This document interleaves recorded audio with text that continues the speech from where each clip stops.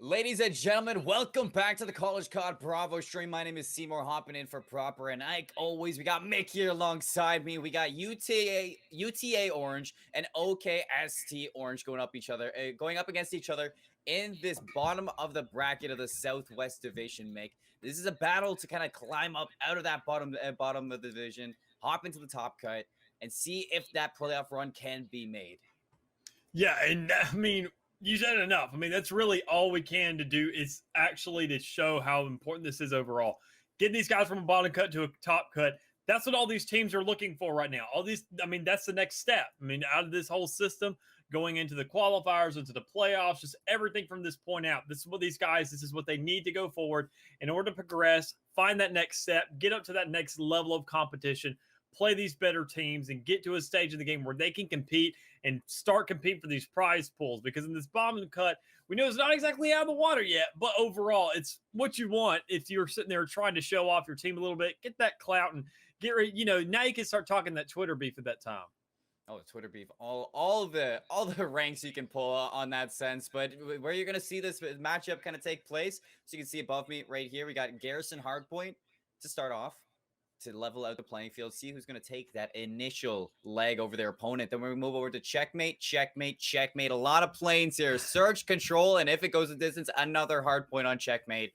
And then that game 5, if we need it, if it goes to the max distance, Mick, we will see that Moscow search and destroy at the end of this lobby. And that one's going to be a toss-up here because one of these teams, I don't think they're going to want to go to that game 5. OKST might be looking to kind of close it out a little bit earlier. Yeah, I'm totally with you on that. I mean, these guys, I don't really like to talk all that much. I don't really like to talk down on people. But when you see these guys and how they line up with this, I mean, it's obviously not their place. They're not very used to this map. They maybe just haven't gotten a feel for it yet. Don't know how to play into it. Maybe it just doesn't suit their style all that well. So I mean, they're going to be trying to close this out quick, and even then, I mean, they have plenty of time to do it. There's 4 matches. I mean, obviously, game 5 is always great to get to, but if it's not going to be that exciting, I mean, maybe map 4, maybe the peak that we're looking for overall to get to that map 5, if these guys just don't feel that comfortable. I'm a little bit interested with the checkmate picks as well, because a lot of these teams, or both of these teams, they're not the best at checkmate. Looking at especially that game 3 checkmate, I'm looking at OKST does have a leg over with a 2-5 record on checkmate, but UTA Orange, they're 0-6 on that. And you have to look at a map like that as even though you're 0-6, you still have a chance because OKST, they're not the best on it either. So I think this checkmate kind of matchup for the next 3 maps after Garrison is kind of interesting. And it's a toss-up to me that these teams are bringing it into it. Kind of goes to show that they really didn't want to go to any other map than that one, that they're most confident there. But we are going to be starting off on Garrison Hardpoint. We can forget about checkmate for a little bit as we do hop into the tank armories. Talk to me a little bit about this map, Mick. Well, just overall, I mean, Garrison, it is what it is. I mean, if I had to explain it really, when you sit there and break it down, I mean, it got put out of the search and destroy rotation for the likes of Express, which sadly we don't get to see. But I mean, when you break it down, it's still a great hardpoint map. With the way the map flows, it feels a lot better forward hardpoint. How everything kind of goes around the map, it almost feels like a little circle you're making around. Obviously, with those back and forths on the 2 opposite sides of the map, it's your general hardpoint feel, and that's exactly what these guys are looking for. Spawns are a lot easier to lock out with this map, but I mean, I feel like these 2 teams are affiliated enough at this point, especially in this stage of the series of the whole kind of league as it goes. These guys are going to be feeling comfortable enough to actually face up against each other, give us a little bit of a back and forth, and hopefully give us a little clinch there at the end to sit there and give us something to hold on to and possibly give us a last point with these 2 teams getting about 230 on an equal. Well, you are hopping in to Garrison right now. We do have this map went underway. 2 players on either side that I'm looking for. UTA Orange. Got my eyes on Speedy. I want to see Speedy pop up, kind of live close to his name. Garrison's a fast map. The SMGs are going to be what range true for this tank armory. And OKST Orange, Wilkish. He's the Slayer on the team. Need him to slay out here. He's got that QBZ and it's already off to a hard start, 4-2. OKST also dropping 15 points to UTA right off the bat. So good start for the OKST squad. Let's see if they can transition though. Yeah, and personally, I have my eyes on is going to be Swift. As weird as it is to say, I know he has a 0.69 ratio in terms of this, but I love seeing how guys can maneuver themselves around the point, seeing how they can play around their teammates, find a way to survive, get that time as much as possible. And I mean, Swift, he has the best time in terms of standings and on that hill time besides Snow. So overall, I mean, I like to see these kind of middle range guys find these matches here and there to really shine and show, I'm still here. I'm still a part of the team, and I can find a way to be useful. Even if I may not be getting these kills, I still got the brains to put myself in the competition. Well, right now, OKST absolutely slaying out. You see Mosley on your screen, pushing for these .3 spawns with Wilkish on the pinch. Already looking good. Mosley, though, going down to the Milano. Speedy bringing it a little bit early before the patch, but Wilkish hops in behind, shows the AK-74U still viable for the Sense at the moment. If he picks up this kill onto Snow, should lock down these spawns a little bit early, even though the point hasn't popped just yet. But Snow staying alive, finally getting pinched up by Seabang, still coming out with a kill here, Mick. Wilkish now the only one in the back spawn, and he gets cleaned up, so big play from UTA. Yeah, the decision of the game, I mean, this is exactly where UTA needs to start looking at these rotations. They have this point overall. I mean, these guys need to just hold this down, find a way to capitalize off these angles that they're trying to hold, and, get a little bit more momentum pushing towards that next site, because these guys need to find a way, this next stage of the game, these next couple points coming up, they're going to be easily contested. They're going to be a lot more open than this corner site. And, I mean, that's not the stage you want to be in when you're already in a deficit. So, I mean, I know these guys are closing this out, and they're going to get locked out right here, but going forward, this is where they need to say, okay, this is where we kind of buff it out. We sit there and group up. We find a way to rotate around, and we see Snow already kind of on the cut here saying, all right, I'm going to try and hold it as best as possible. Unfortunately, not able to hold it out too well. If Swift could put a bad damper into this bridge hold, might be able to set up a spawn trap right now. Big double kill. Seabang, still doing the damage, so not able to break on through for that spawn hold. They're actually going to flip UTA back on the .3 spawns. Swift with a big set of kills ahead of him that he needs to take. This gunfight not going to go his way. Hayes goes down. OKST wipe 3. And they're going to hop onto this hill and look to cross the 100-point mark. Yeah, I mean, these guys on UTA, they have to find a way to get on this site, especially when you're in this stage, when you're on this specific point right here. I mean, it's way too easy to lock these guys out. And it feels more like control than it does actual hard point in this stage. And overall, you have to find a way to break out those spawns.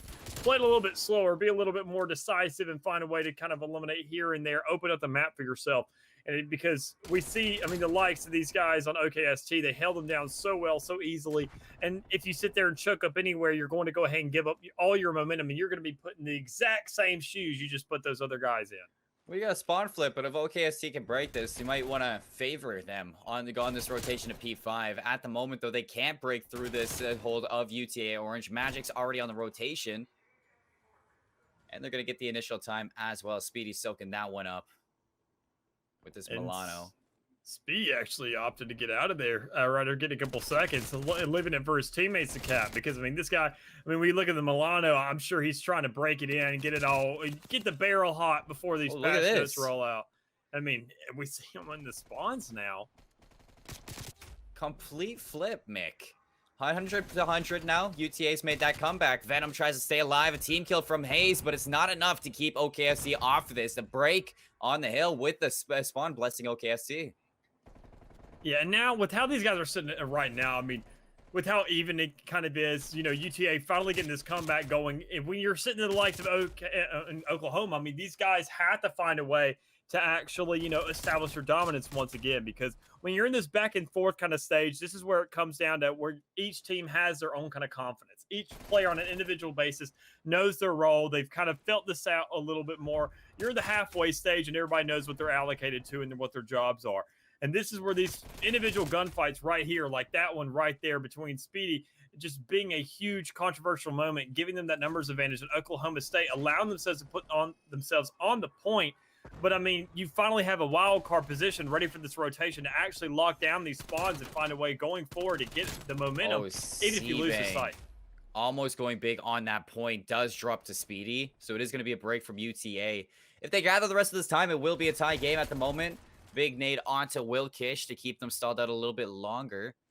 You do see a flank forming for OKST. That's Mosley on your screen. Going to hop up on this bridge. A player inside Green's going to win out on the first one. Can he stay alive? No, Speedy's going to get that trade. So UTA able to hold on to this point even longer. And it does look like the rotation's coming out for OKST. So you got to look at this player in bricks to kind of put a damper in that. That's going to be Snow. And so he does. Yeah, Speedy being that guy that you had your eyes on, and he's exactly giving us the show you're looking for. I mean, sitting at 15 and 12, especially having that perfect balance of time and kills, not exactly being the likes of Magic, kind of slacking there in terms of time. But when you have guys like Swift who are just holding this down, being that kind of mole and finding ways to just give your team that advantage, I mean, he's a sleeper right there. But Speedy, obviously being the front man, always on that site and trying to get into those engagements before Swift does, allowing him to just say, sit back, kick your lawn chair out, and get comfortable, because I'll sit there and find a way to at least hold this down as best as possible. Already UTA with the driver's seat behind them, taking that lead back, about a 30-point lead at the moment. Speedy with the kill on his right. QBZ, is it going to be good for the kill? But Hayes spots him out, takes him down. So look at this setup right now from OKST. They're really going to try to force UTA to spawn all the way back as far as they can. Streaks to do the damage as well. Not going to land on anybody. So the streak's not very effective right now, and OKST still slaying the lanes. Yeah, and right here, I mean, one. Yeah, this whole rotation right here from P2 to P3, it almost feels kind of like right in a sense to where usually most maps are going to have that long way to kind of run when you're going from P2 to P3. You're going to have these easy lock-off spots, and that's exactly what Oklahoma's taking advantage of, finding a way to lock these guys out, make sure these spawns kind of get held across. And, I mean, not finding ways to really capitalize on it because they're allowing these guys to kind of infiltrate through here and there and allowing them to get in those sites where they have to give it the point, even if it's for a couple seconds. And when you're in a deficit, that's not the case you want to be in. Not at all, especially considering UTA just burned all the streaks they had from Speedy. Didn't find a single contestation on the point either. So now Wilkish looking to clean up this point 4. A setup for OKST right away. UTA looking for the break, but Wilkish, 2 in front of him, has Hayes to back him up. And they're able to slay on out and get the rotation to P4. And we saw it last time. I mean, these guys that kind of got held in spawn. And I mean, this time around, UTA needs to know how to sit there and counter that. Be a little bit quicker to the cut. Get on this time. And we already see them trying to find their way on there and getting that site already. And these spawns haven't been flipped around. So overall, this is going to be pretty back and forth because with Oklahoma State having that height advantage to play with, being up there in green and also being a little bit closer to this next site, this is a stage where UTA, I mean, the pressure's on. I mean, I'm not going to say they're locked out by any means, but this is definitely when, Speedy right there is saying, I thank God I won that gunfight. Otherwise, we would have been locked right back out, and they would have had all that free time to themselves. Well, even still, KSC is trying to lock them down off that bridge. C-Bank breaks through that point from the start, and they're still spawning P3 if you are UTA Orange. So they got to put the pedal down, win some crucial one-on-ones, and that's a good start from Magic B, man. He's able to get that pick on a C-Bang, take control of that P4, and maybe start most likely start this attack from green and bridge. Another one from Swift to break the lines. Not able to convert onto the point just yet. OKST still holding on to this time. Hayes is going to have an important one-on-one, and they're just winning all these gunfights. OKST holding on. Yeah, those gunfights exactly is what putting them in that situation. In this stage of the game where these guys are having to sit there and win these gunfights, put them in these areas because of how the map is. I mean, and like I say, Garrett, time and time again with Garrison, it almost feels like a push of war. Magic B-Man with a 4K multi-kill. Wilkish hops in and puts a stomp in it as well. 220 to 220, Mick. A team kill from Mosley, but they're able to hop in still for OKST. Contention still inbound from Speedy. He's got that QBZ now off the Milano to trades favoring OKST. Now, you're making a race for this green control. You see number 8 on your screen. That's C-Bang. He's going to have some important gunfights to hold on to this green room. Make sure that they can't take control of bridge. He does go down, but Wilkish now from the front, trying to keep this contention on, takes Swift out. So points now going to OKST. You need to contest this. And UTA Orange gets the flank from Snow, and they're able to break. Yeah, right here. I mean, with this hill having so much time left, there needs to be constant contention trying to go on here. Even if you're listening to these lives, you got to get your teammates on this site, finding ways to get back and forth, contest that time, make sure that even if you're not getting those points, make sure they're not either. Because with this game being so close, both these teams having less than 20 points left, I mean, it is just, it's too close for them to actually give up literally anything in this stage. You have to contest if you're C-Bang. A big one-on-one. Wilkish trying to keep them off this, but still winnable game for UTA. Hayes has to go huge and a double kill to break the point. Now it's go time for P2, Mick. This is it. Right now, you're going to have the contention come out. It is winnable. Wilkish has to hop on this for a few seconds. So we are going to see that number 2 a race now. Mosley watching this. Snow and Speedy inside green room. Snow with the big kill. Mosley overwhelmed. Swift through bricks. A break from UTA. And they convert to that point 2 when they take this map 250 to 244. Wow. Let me be honest. I thought Oklahoma State had it there for a second. I mean, these guys, they were already set up on that site, but just that angle they had held. They didn't have a man on tank and then a guy on the floor to get that time. They didn't have it allocated in a way that really put them in a position where they had the upper hand right there. They just kind of waited for him, hoping to get those last couple of seconds before they had the rotations in. But UTA seemed to be ready for it. That's what gave them the upper hand. That's what got them right back to it. They had the height advantage. You know, they had the high ground, and they found a way to go ahead and just overwhelm these guys and get those last couple seconds, because in that stage of the game, it's a little bit too shaky to really make mistakes, because even the small ones, it's going to cost you the game just like that. I mean, that first kill from Snow, kind of leaving Mosley alone, was just everything, because you had Swift forming that pinch as well. So the high ground, I mean, we know the tail of the high ground, Mick. Everybody knows the tail of the high ground and how much of an advantage that can be. And they just wipe the point. The transition smooth as butter for UTA Orange. They pick a really big map 1 against this OKST squad. They keep that lead in this series as well on this Garrison moving into this checkmate. And I have to say that was pretty big in my sense for that Garrison, because both of these teams were even on Garrison hardpoint. So now UTA has that advantage going into this checkmate search and destroy. And I mean, OKST, this looks like they got a good map ahead of them as well, but both semi-even. I mean, OKST 3-1 on checkmate search, and UTA Orange 4-1. Yeah. So, I mean, overall, I mean, obviously, UTA has another map on their belt when it comes around to this, but I mean, this is checkmate. Let's be real. It all really just comes down to gunfights, and once again, holding that high ground, making sure to be on the plane. So, I mean, this time around, UTA could sit there and come back like Vader, find a way to get there on top and, you know, get a couple kills here and there to establish themselves as well before they have a fall of any kind. So, I mean, this, we saw it in the last match, if you're here for that. Just seeing these guys, whenever you get around to search and destroy, it's a totally different flow of the game. Everything slows down. You get to be a little bit more surgical. You're not have as much time when it comes to pressure and, you know, getting around and being forced to get on this objective. And you can have a little bit more time to play around and think before actually acting. And that alone could be the determining factor for UTA to have some kind of large advantage rather than a small one to allow themselves to close this out. And I'm honestly, I'm taking a look at the records for checkmate search and destroy, Mick, for this map. I mean, some of these teams that you see OKST beating on checkmate search and destroy, I mean, they're hefty leads. I mean, 6-0s, 6-1s in the recent matches that they played for checkmate, but they're bottom cut teams. They're way too low to really value that win for OKST against UTA. And I'm looking at these UTA victories on checkmate, and they're sizable. I mean, 6-4 victories, but against good teams that are towards the top cut of their half, and that are kind of leaking into to that kind of redemption arc for their story. So I have to say, UTA, it's another map that these teams might be even on, but they might have a leg up on them. Yeah, I mean, that alone, I mean, just talking about these matchups, that's really what it comes down to. And even then, I mean, we've seen it time and time again. There are teams where they kind of have off weeks, things like that. But I'm not going to attest to say that's what's up with these guys. But going forward, I mean, these we're also in the stage, you know, there's times of the regular season, things like that.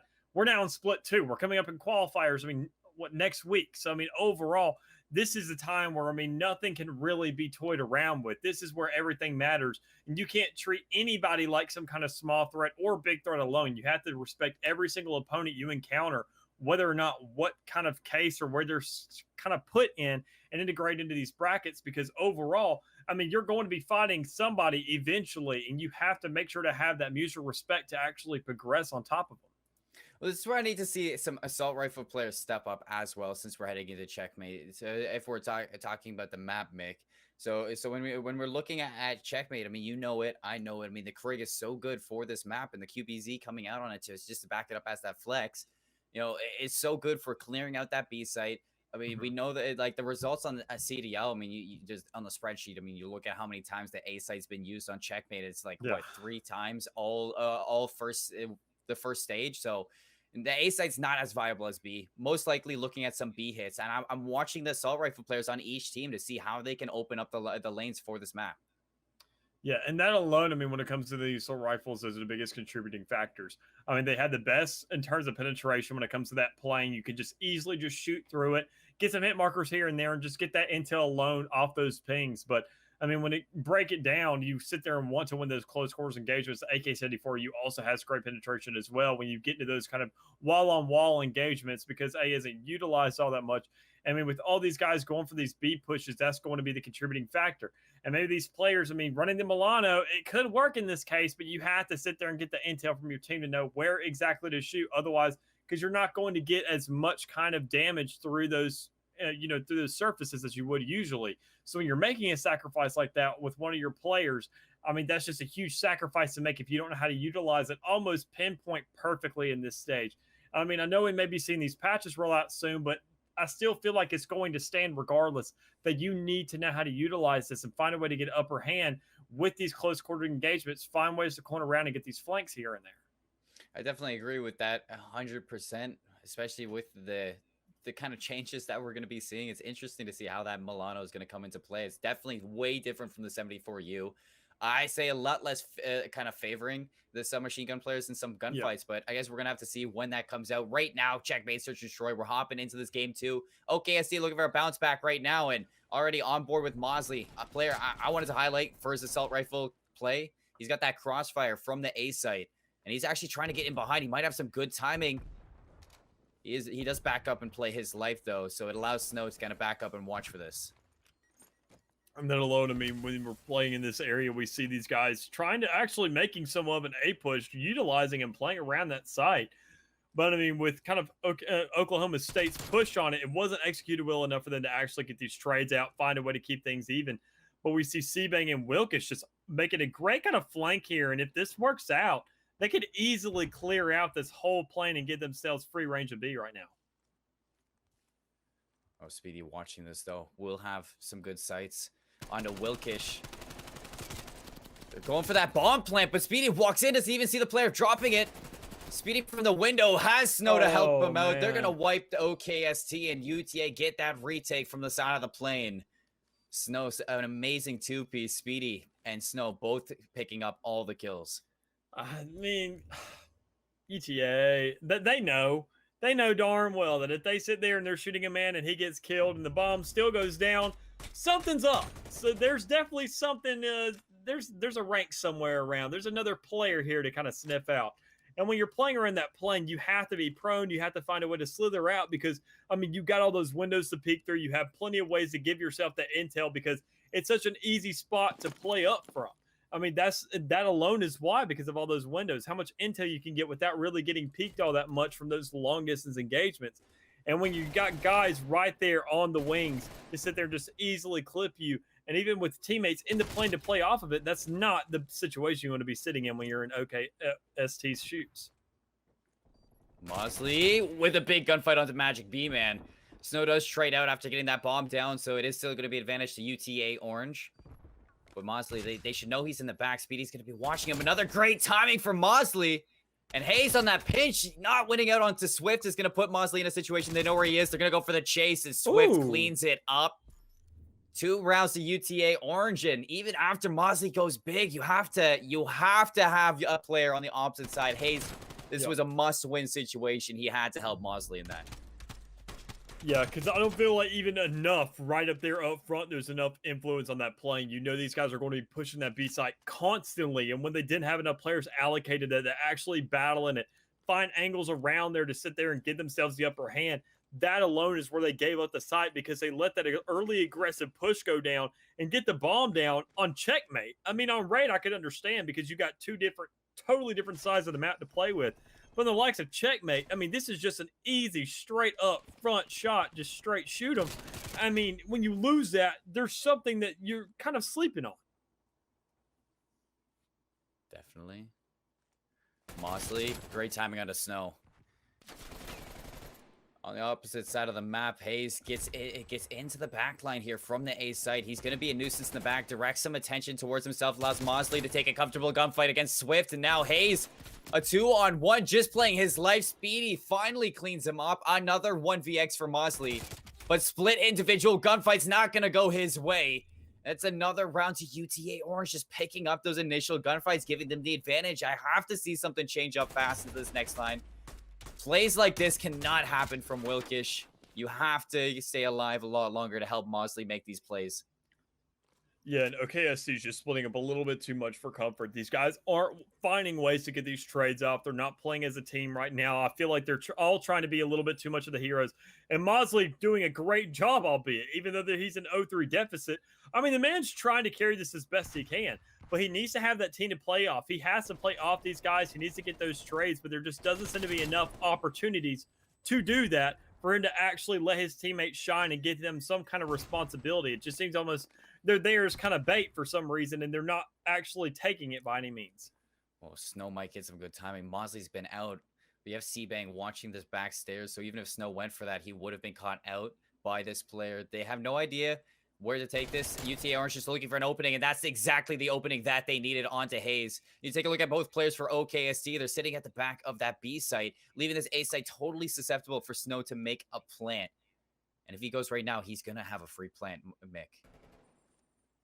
We see him around those windows, but not exactly finding the peak, not worried about it that much. C-Bang being the only one to follow over there. I mean, he's going to easily get clipped out when you have 3 guys remaining for UTA. Now 2, after a great pick by Wilkish, be it. Yeah, but now Wilkish in a 1vx. Can he do what Mosley hasn't been able to? Gets caught out. They're watching the cross, and UTA just dominating on this map 2 checkmate. OKST just not able to follow up on these plays, and this is such a big play from Magic B-Man to take Mosley down at the first. He's such a heavy hitter to get out of that play, and you need somebody to step forward for the side of OKST, and when Hayes got caught out from that A side, it just left way too much space open for UTA to work with. Yeah, and I feel like that's the main reason, and unfortunately, why not enough people go for the A site? You see how these guys were set up for UTA, how spread out they were. I mean, they had a guy get picked off at some time, but that's okay when you have such a wide variety of places to play with, when you had that whole bottom plane to kind of keep eyes on the site and just play into it, especially with the 74U, seeing where C-Bang is right now. I mean, there's just not really enough reason for these players not to kind of make a push, find a plan over there. And it's confusing on how these guys don't plan to that enough, because the reward is worth the risk that you get right up there up front with having such an easier kind of defense once you had that bomb down and planted. Wilkish going for this A site. Great team shot onto Speedy. You gotta be worrying about this flank though from Swift. I'm not sure if they understand it, that it's going to be underway, but C-Bang also making a flake of his own. Some good timing on the Magic B-Man leaves Swift all alone underneath this plane wing to make a 1v2 happen, making a one-on-one. Wilkish versus Swift. Wilkish knows where he is. He's chasing him down. You try to go for the challenge, but Wilkish with the better positioning, the better initiation. And that's the first round for OKST. They're here. They ain't done yet. They may have had 4 rounds on them up to this point, but I mean, these guys finally getting around here. I mean, albeit it wasn't the most flawless thing we'd ever seen. I mean, it's not the likes of Ottawa or, Bama or Georgia Southern, but I mean, overall, these guys obviously finding ways to get these picks and finally finding a way to adapt to these guys of UTA, because I mean, when you have 4 rounds on you, you can't just be curb stomped overall. You have to find ways to at least put yourself on the board and give yourself a chance mentally and as well as a team to sit there and give your team lead a reason to say, okay, let's actually, see if we can manage this. And at this stage of the game, I feel like OKST has finally found that momentum, that little breath of fresh air to say, okay, we're not exactly out of this just yet. Well, you say that, and then they just got wiped off the B site for a plant, and Mosley's left in a 1v3 again. Hey, it's Mosley, though. I mean, he's got something to him. I mean, it's better than something like Hayes being in this situation. Scavenges the A74U, but Magic B-Man's watching the cross for the flank. Everybody knows where he is. They're suffocating him, closing in on the position. They're looking for the kill. Honestly, they're not even taking these individual gunfights. They're playing into each other. Speedy finishes it off with that Craig. 5-1 for UTA Orange. This opening right here from Speedy onto C-Bang. Just clearing so much for them. And the follow-up onto Wilkish on that point to allow Swift to get that bomb down. OKST needs to switch something fast if they want to make this comeback. Yeah, I'm completely with you. I mean, this stage in the game, find a different way to go about things. I mean, you keep on charging right up there in B-side. Obviously, you had to contest that. Maybe just give them a little spook. Find a way to get up there, make them think you're pushing that. Give UTA the idea that, we're pushing up on this site like we usually are suspected to. But I mean, these guys obviously held down the A site when they planted over there. So maybe your team should sit there and give it a good old college try. I mean, this is the CCL. We're all college students, so let's go ahead and give it a shot. I mean, with that kind of whole wild card thrown into this, getting these guys around the map and playing things a little bit differently, that could be the whole thing they're looking for to give them a momentum shift. Hayes just needs a little bit more patience if they come out with this round win. I mean, he's getting a little bit too aggressive and gets caught out on these crosses. Another crossfire going the way of Snow onto Mosley now. They know where C-Bang is. He's all alone.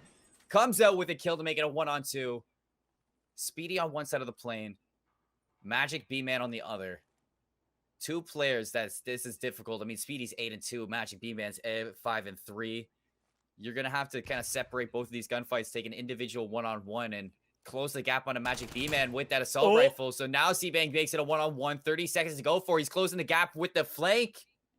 Interesting route from C-Bang. Might wrap this all to A, get a plant, and Magic B-Man doesn't even know. Finally spots him. Shots down. The nade, is it gonna land? So it does. UTA Orange off the Kobe at the end. 6-1. A dominant checkmate search and destroy. Oh, that routing, man. It hurt to see. I mean, it was he opened himself up for such a long time there to the fact that C-Bang didn't catch on to that earlier. I mean, that alone, when you sit there and give those players so much access, so much time to sit there and say, okay, maybe he's not here. Let me check over this side. And almost feeling like you're completely safe knowing that they had that pressure to bomb. That alone, I mean, you're usually suspecting those players to be charging at you, finding a quicker way to close this out, especially knowing that you're both likely going to be on the plane. I mean, with this guy just not finding a way, with Oklahoma State not finding a way to maneuver themselves around the map well enough to close things out. I mean, super unfortunate. And going forward, it just doesn't breed that well of a chance. Especially we see that we're going to be seeing checkmate more going forward. It's not a good start, I got to add. I don't think it's a good start at all either. And I mean, it really comes down to the patience, what you're talking about. I mean, there were situations when Hayes just didn't have the information for a cross, and he made the risky play and was caught out again and again and time again. It would just cause the side of Oklahoma State to just drop in the player advantage, give up an unnecessary kill, and lose something that they've had going for them. So I need to see them value their lives a lot more going into this checkmate control. Yeah, I mean, checkmate control, it's almost the same thing as it is in search. You have to value that life. I mean, you only got so many of them. This isn't hard point anymore where you can sit there and say, all right, I'll take one for the team to go ahead and get these spawns off or something like that. I mean, that's going to count towards something. It's not just nothing but progress and whoever can get the most within the littlest amount of time. You have something to lose. You have only so many lives in this stage. And with checkmate being so open and so easily accessible for both sides and both points, I mean, that alone is kind of a threat in itself. And with both things kind of having easy access to like just look at each other, basically, both points having easy access to cover from one side to the other. I mean, this right here is where defense is going to have the upper hand and 9 times out of 10. And I mean, this is where they got to sit there and find a way to win those offensive rounds as well as those defensive rounds to give them some kind of momentum shift to allow themselves to show that, I mean, going forward, that they can actually hand something down and hold down some checkmate. It's definitely going to come down to the attacks here. I mean, checkmate's not really known for the attacks, but with the way UTA is playing, off the back of Magic B-Man making some big assault rifle plays for Speedy to take those routes on the SFG, I'm looking at them to kind of break open an attacking round if they want to create this sweep. But on the other side, I need them to play the side of Oklahoma State to play around Mosley more in this map. I mean, his assault rifle is firing on all cylinders. He's here to play. He wants to win. It's just time for his team to start realizing that they can't jump the gun. They got to wait for that play to start, and they got to play as a coordinated four in this. And Oklahoma needs some very convincing defensive wins if they want to take this. Whichever team starts on defense, they're going to have a really tough task in making sure that attacking team does not take a round off of them. Yeah, and I feel like that alone, I mean, Oklahoma State, these guys already showed what they're capable of in checkmate when it came around to search and destroy, seeing how they're adaptable they were, holding down the plane and not exactly treating it as a bomb site, more as just a hill to show that that dominance, find a way to get those kills, get these picks every here and there and play around it. And I mean, especially the way they got that bomb plant down on that A site and how well they position themselves. That alone is going to tell you something going forward and showing that in control, that A site is going to be in almost the same exact places where the bomb is when it comes to search and destroy. And if they can set up like that, you have to go ahead and keep that mental note in mind going forward to say this could be a familiar setup going forward when it comes to control, being it's in that same area, and they're going to possibly have guys allocated at least in some of those areas. So you got to keep in mind to check your corners, find ways to not get locked out because, I mean, we only have so much to work with this time around as well. This is going to be an important first round as well for the side of Oklahoma State. I mean, you talk about the defensive, offensive wins. That's what we've been kind of playing the style. But nonetheless, whichever side they start off, this first round is going to be very important for Oklahoma State to bounce back, not just off of a hard point that they probably should have won, but off of a search and destroy that they got stomped out of completely. Yeah. This first round is going to be very big for their morale. And I'm with you. I mean, these guys at this stage of the game, I mean, obviously, I mean, even what you said, getting stomped out. I mean, if you had a little bit of back and forth, you sit there and have some kind of hope to hold on to. But when you get shut out with only one round to work with, after especially having that really close run on hard point, I mean, that's not pretty. That's not something as a team you want to be saying for your confidence and finding a way to, scrap together some kind of, rally. Overall, I mean, when you sit there and get faced off and get shut out like that, it's just you have to adapt. You have to find something new to play with almost immediately and find a total different layout for your team going forward, especially when you know you're going to be when your team is going to sit there and choose these maps to play back to back to back. I mean, you have to know you have to have different formations to play with. You got to have different kind of layouts. So all of them need to be just as solidified as your primary. Otherwise, you're going to get even exposed harder than you did with your initial formation. That alone is what's going to shut you out if that first one didn't work, even in search, in a completely different game mode that's slower and allows you that time to think. Well, nonetheless, we will see who takes this control. It's going to be a big game for OKST to make that comeback. We will see after this break. CCL Bravo is going to take a short little commercial break, so stay tuned for some more action on the Bravo stream. We're right back into this map number 3, checkmate control, hopping in with the side of UTA. Orange Speedy gets dropped on the B side, and a good hold from OKST at the start for this defense. Yeah, right here. I mean, this is such a strong start for these guys. Already trying to find that progress over here on this B side, trying to get a little pull here and there, get some progress, especially with Speedy following up on B-Man right there. I mean, it seems like Oklahoma's a little bit too worried about that other side, like they're just giving up B with how they're rotating around. But finally getting around to this and getting on that B side, finding ways to get that tick back. It didn't seem like UTA had enough influence all around the map to put some pressure either here or there, right there on one side. They were kind of a little bit lackluster when it, I will say, to, really find some establishment somewhere to get some progress overall. And that's what just seems like in this, after such a strong opening, it's going to be such a kind of quick slack after that. We got 3 players stacked up to the A side of the map, but Snow, and it just goes down to Hayes, and it just leaves that route open. Speedy had playing control, but not committing to this attack whatsoever. And UTA, they're transitioning back to the B site. Bad timing for Speedy. He looks away. Wilkish concedes that playing control. They wipe once again on the site. You're down to 30 seconds, Mick, and on UTA, they have to make a play now. Yeah, I mean, you said that's really all it comes down to, making sure to get these plays, because overall, I mean, with this time, you have to constantly be on the point, technically.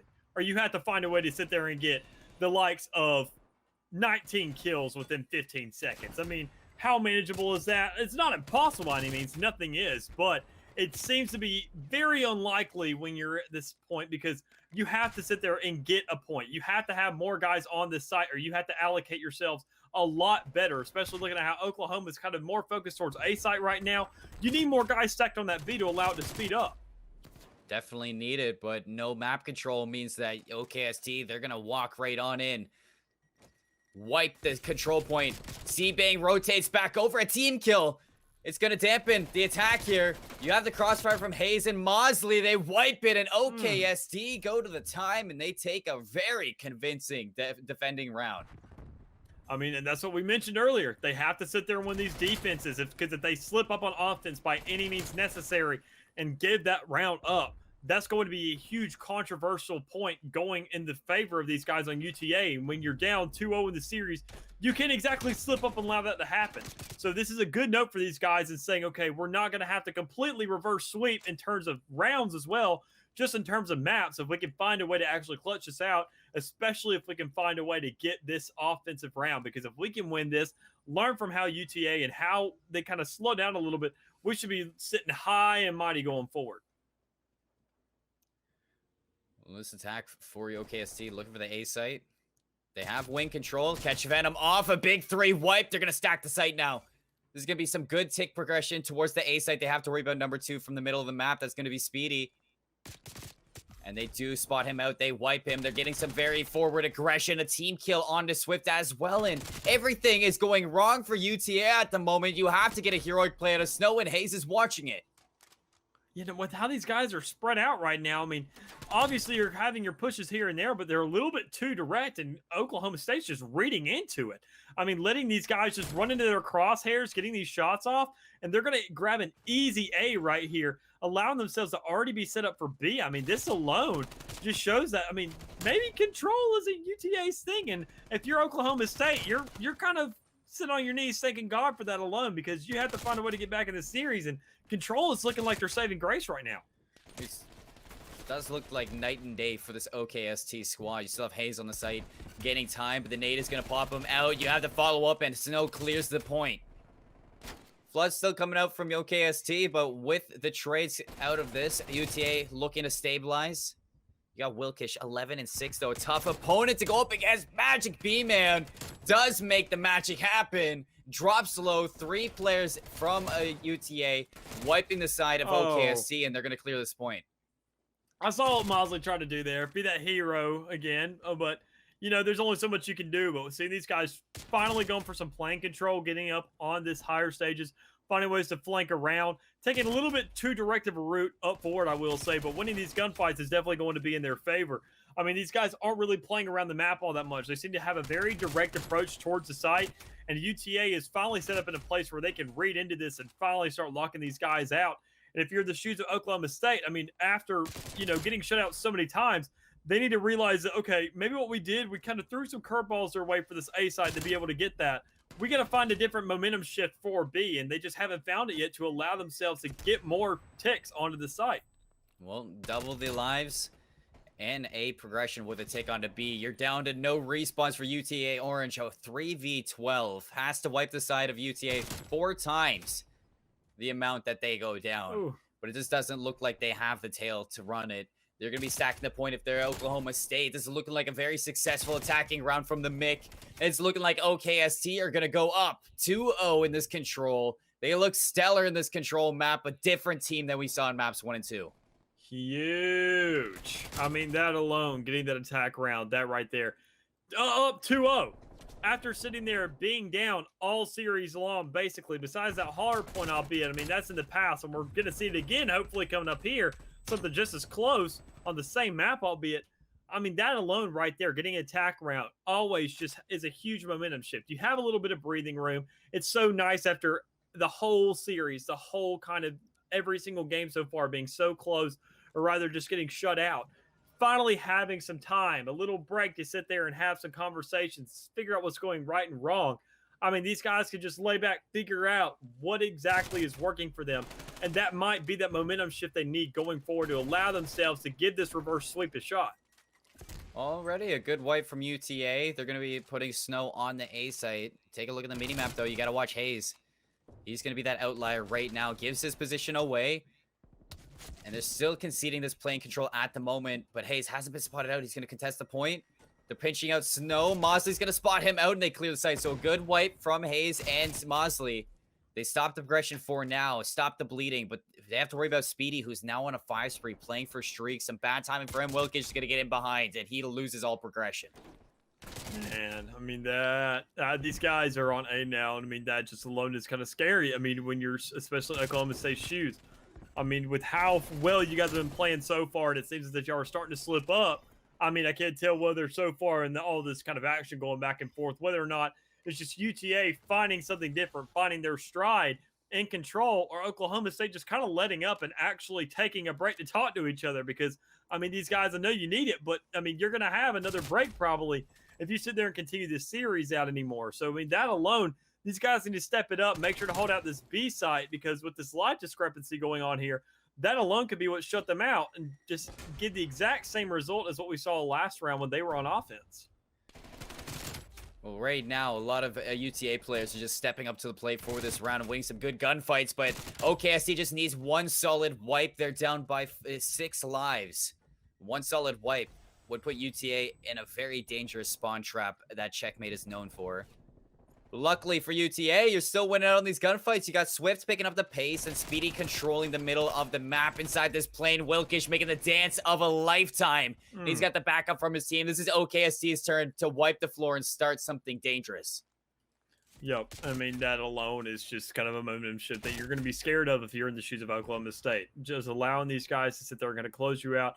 I mean, they're doing a lot better now. They're evening out these lives. They're finally holding down this B side. I mean, that's what you need. We see them just holding down this plane as best as possible, almost completely oblivious of magic there. But Wilkish, thankfully there to back up Mosley. That alone could have been detrimental to these guys. You got to watch Swift here. Doesn't convert the kill onto that. It's going to hold plane control for Oklahoma State. Tied in the lives now, so that discrepancy is no more. And C-Bank checking these corners, has them dead to rights. Oklahoma State just coming out of the gutter, shining in this dark alley. Looking to start this reverse sweep. You're down to 22 seconds. 5 lives for UTA, 6 lives for Oklahoma State. You have to stop the clock, and you have to wipe Oklahoma if you want to stay in this control. A good start onto Hayes, but Mosley with 2 with the help of C-Bank can't find the third. You're still tied with no respawns, but this control with this spread. Hayes has got the cruise missile. He's going to drop it into the plane. You got a 3v2 Mick with 7 seconds left, and Magic B-Man is so weak at the moment. Shooting his own teammates, he's worried. Speedy has to go huge, but he just doesn't have the likes of it. You do see Oklahoma State come back 3-0 in the control. When it was all spelling UTA, they wiped the Magic Eraser and rewrote Oklahoma State for that third round. May not be the prettiest start here, but I mean, it's like a Frankenstein right now. It lives. The series lives. These guys are still carrying it out. Just alone, just giving themselves that time, giving themselves a point on the board is enough kind of points for them alone to sit there and say, okay, we are not out of this. If they can go ahead and get out of this checkpoint, get around that Miami, not Miami, excuse me, Moscow. I mean, we already mentioned this. They're kind of slacking that. So they have to make sure to win this hard point because I mean, the stats aren't that far off when it comes around to this map. These guys have been showing up against each other back and forth, with the 1-1 record against each other when it comes around to this. And that alone shows that they have a chance going to this hard point, especially how close they were on Garrison. So if they can find a way to pull this out, I mean, it just gets around to finding a way and saying, okay, I know we haven't been the best to adapting so far, especially when it came around to search and destroy the first time. But they have to put everything behind them in order to actually pull this off. And I feel like pulling out a reverse sweep, that's almost that's even more, I would say, of an achievement than actually getting an initial sweep. Coming back, putting everything behind you and allowing to push forward and get a reverse sweep, that alone, that should be enough of some kind of, influence to them, some kind of drive for them to actually get that momentum shift onto Moscow and allow them to win it, even though they haven't done all that well up to this point in it. Oh, for sure. I mean, it just shows the mental fortitude that you would have as a team, going into these later halves. And you even check the vetoes for this checkmate hardpoint. I mean, going off of that Garrison hardpoint, that was literally anybody's game. It was a 6-point map, Nick. I mean, going into checkmate, seeing what just happened. I mean, both checkmates so far in the search and control have been dominated by either team. Now you're going into checkmate hardpoint, which is almost on paper dead even between both of these teams. The only difference is Oklahoma State has played one more series and they're 3-4 on it instead of UTA being 2-4. So you look at both of these teams, they have their success, they have their downfalls, but this is very comfortable for them once again for this map of checkmate. And I'll throw it right back onto this. I mean, when you're looking at UTA, you need Swift to kind of pick up the pace here. I mean, he's not the Slayer, but he's the OBJ player, and that's going to be so important for a map like checkmate. And when you're on Oklahoma State, I mean, Mosley, he's been the guy. He's been the guy to watch for. I mean, you just need him to fire up on that assault rifle, dominate the lanes with that heavy hitting on those power angles, with that long range Craig. And if he can lock that down, it's just going to give the likes of Wilkish, the likes of Hayes, just that opening to kind of make it happen. I mean, say C-Bank, even this is his first time playing in the CCL today. and he's showing up when his team needs it.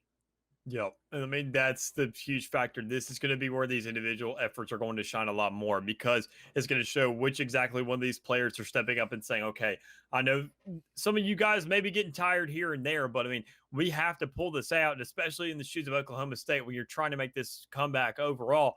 I mean, you have to get these players, especially Mosley, trying so hard up to this time, seeing him in search and destroy, putting that front foot forward and trying to find these kills over here and there and giving them really that one chance of hope, that one round they had, kind of being the driving force for that overall.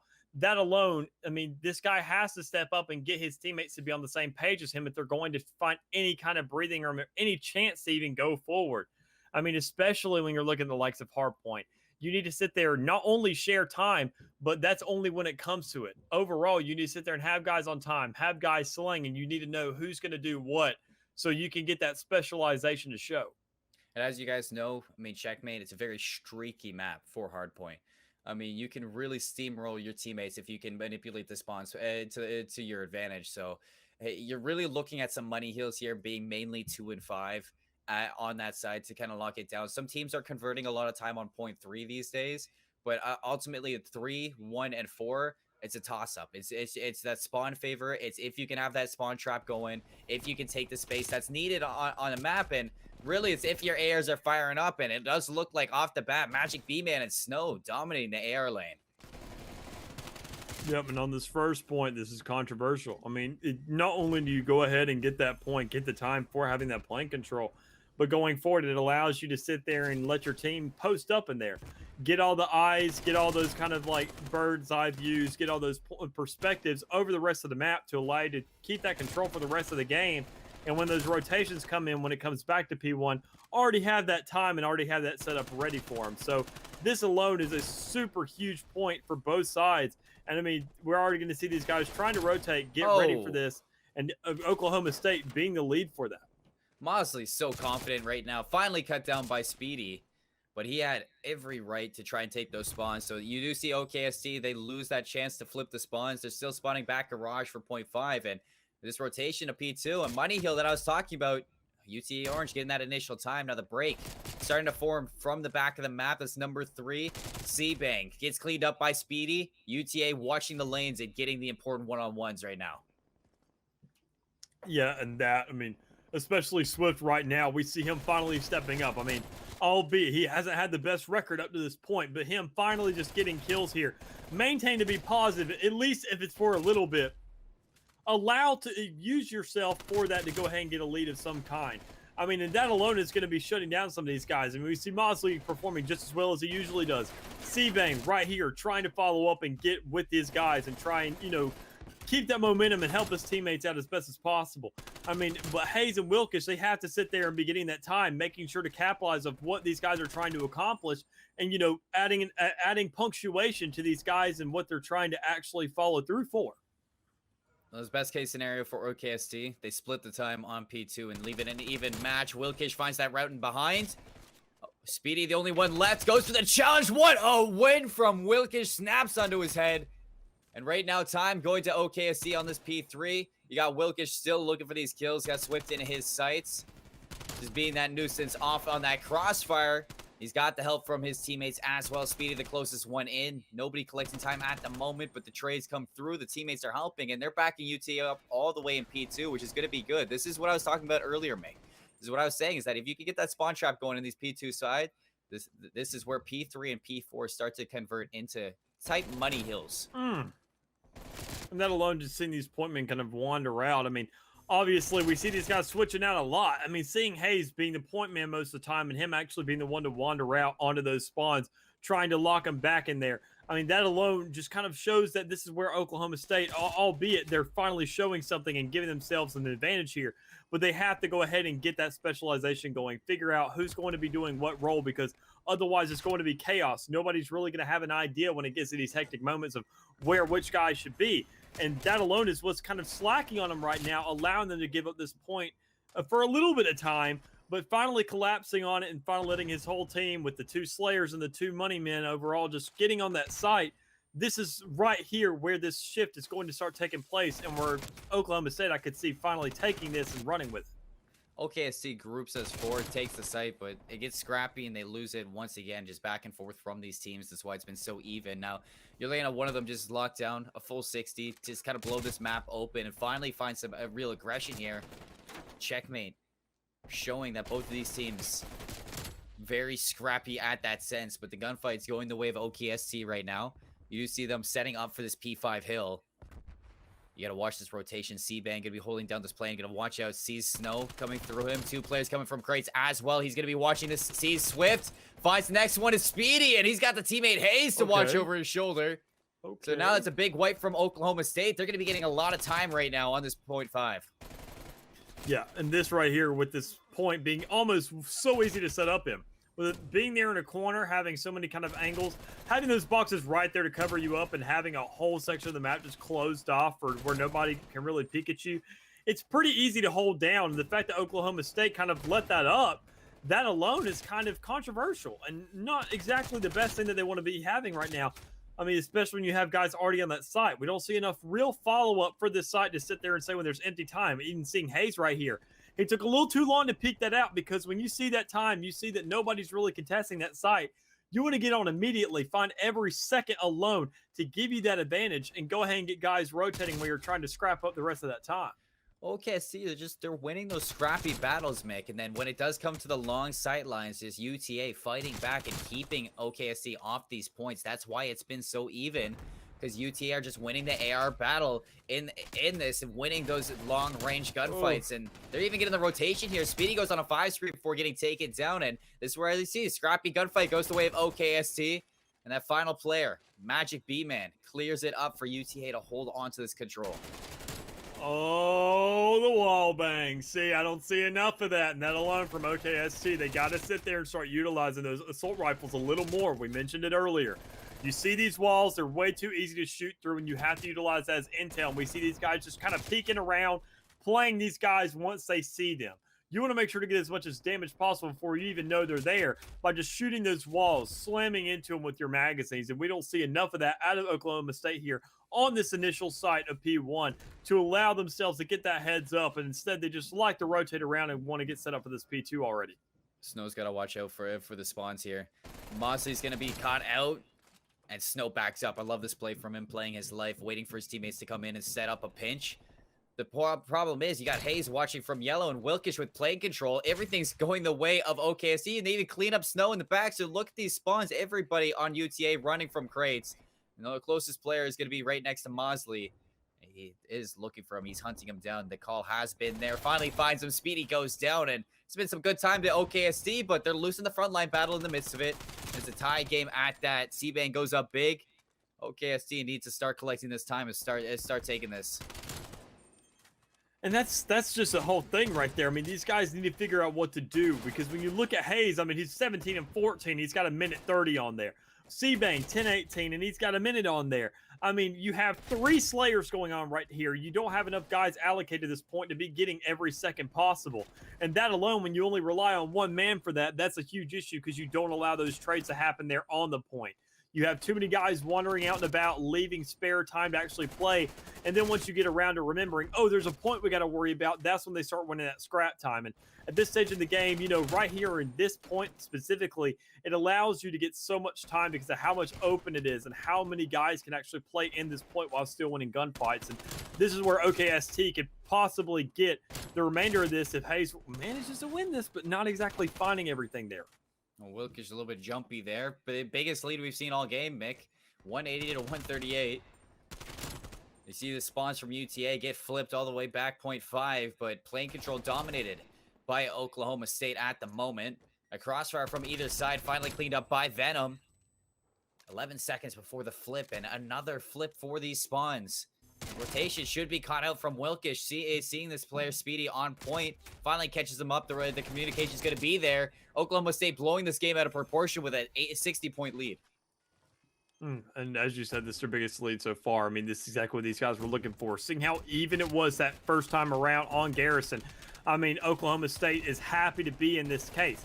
they can finally get around to where they can tie this series up, possibly get something going for them, and then find a way to actually close this out. Because with how they've been performing in checkmate so far, it's been back and forth. And, you know, with the momentum shifting in their favor once again, you know, back to back, this alone is, that's what they need to be carrying going forward. And they have to close out with this mentality. They have to go ahead and capitalize on this, find a way to end this right now within these next couple of points, so they can have that confidence going into search and destroy and know that they can win some gunfights. Because we see these guys, they're finally stepping up in terms of kills. They're winning most of their gunfights, finding ways to trade as best as possible. And we see it on both sides. Both teams doing very well. And just, it seems almost as too much from Oklahoma State here, because it seems as if Mosley, Wilkish, and Hayes are just buffing out CBang here. I mean, with that being the point, man, they got to sit there and find a way to cancel that out even more so. Luckily, Magic B-Man gets that, but a big shot punch from Hayes. Now the pinch onto Swift. He's going to hop on in there, clear the point. This is a must-win hill for UTA because OKST, they're way too far for the comfortability of UTA to feel it. So they have to challenge this. They have to get back into it. You have to see a wipe, but all the gunfights right now going to Oklahoma State. You have a few outliers from UTA keeping them alive, but Hayes in that crossfire right now with CBang. Nobody can touch down. He needs 7 seconds. We are going to see a map 5, it looks like, Mick. Finally get wiped off. Just 3 seconds for OKST to send us to that Moscow. Oh, man. This alone, I mean, I feel like it was a little bit too much of a delay right there for UTA to sit there and that they actually want to get something together. They gave it up overall, saying, okay, this point's locked down. It's fine. It's over. Just go ahead and let's go to map 5. But at this stage in the game, I mean, there is some pressure on here. Oklahoma State actually having to manage something and getting a little bit back and forth with UTA holding this site down pretty well with how well they've been done on P1 so far. 3 seconds, Mick, is all they need. OKST contesting the point. They just need one break. One single break. It's a good start from Hayes. All 3 players now from UTA backed into the closet. Wilkish going to watch the cross, the trades, pinstripe, kill feed. Some big wins right now for OKST, but Speedy, he's got to worry about Mosley now. Hopping into the point. 2 seconds left. Another contention. Mosley almost beaming Snow. You got Wilkish in there to clean it up after a team kill. A little bit of miscommunication off that last nade, allowing Wilkish to clean it up. But insane plays from both teams. Very scrappy checkmate. But OKST, they pick it up in the later ends of the game. They come out with the victory to send us to a Moscow map 5. Man, if UTA only had that mentality of how they played on those last 2 points, they could have closed it out easily right here, I think. With how well they were putting themselves on that point. I mean, albeit it was on P1 where they performed well all game. But if they just sat there and said, okay, we need to get some more time here. Swift just getting right on top of that point instead of sitting there looking for crossfires and finding ways to get these kills and get closer in slowly and just charging in there and contesting that time.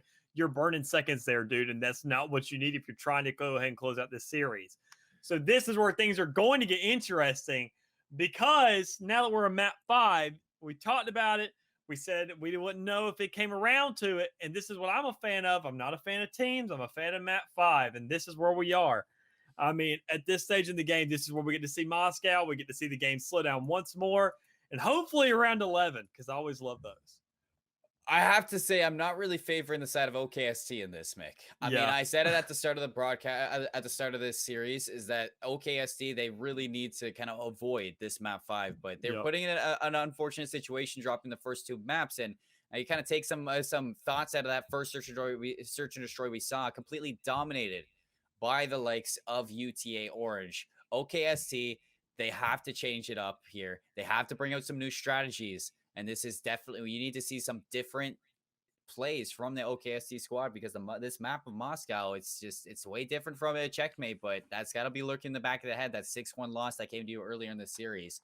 We're going to see what happens with these 2 teams shortly, but for now, a quick little break before this map 5.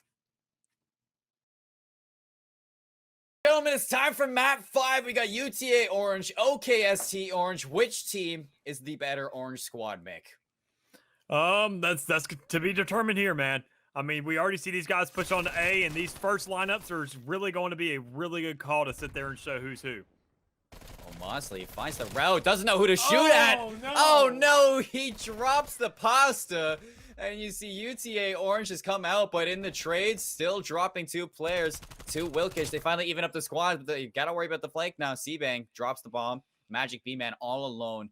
Player and Escalator, player back Fountain. C-Bang makes it notice. They know where he is to start this pinch. They just got to work as a team now, and they're both rotating around the same way. He doesn't even see it coming. Big win from OKST to bounce back, and already a better start than the checkmate search and destroy prior to this. I mean, so much promise there with Mosley getting that opener, but I mean, just not being able to follow through with it, getting both guys just to a low health total. I mean, that's gotta hurt, dude.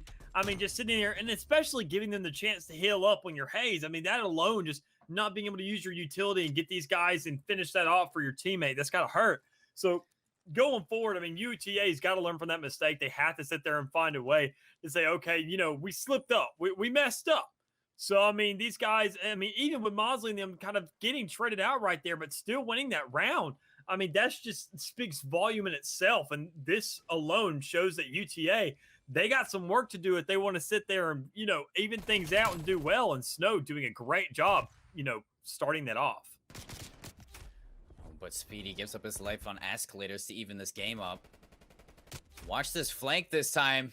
And C-Bang made it happen, but Swift not able to do it. Hayes is watching out on that rotation. Now you got a player in escalators. What a rip from Magic B-Man right off the head of C-Bang.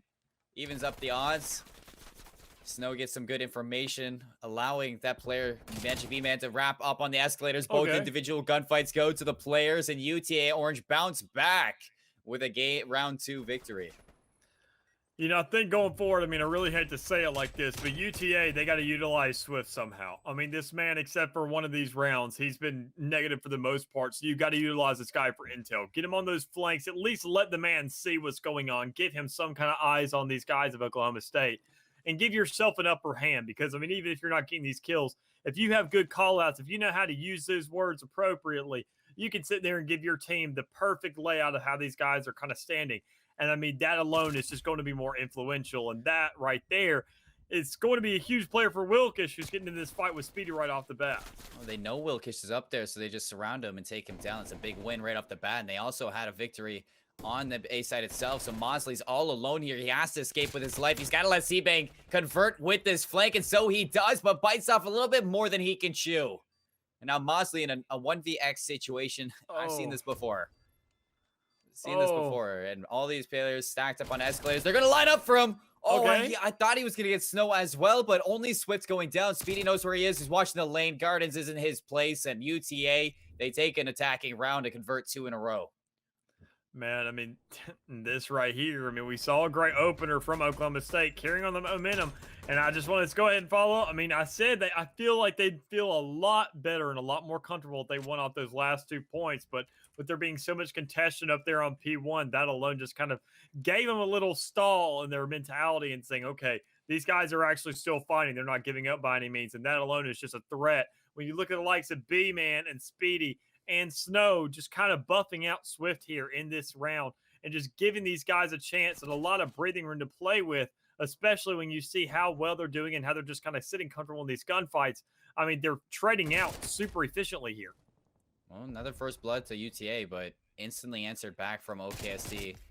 Mosley trying to do the damage on a Swift, but not just dropping the bomb on escalators, but you got Magic B-Man watching it.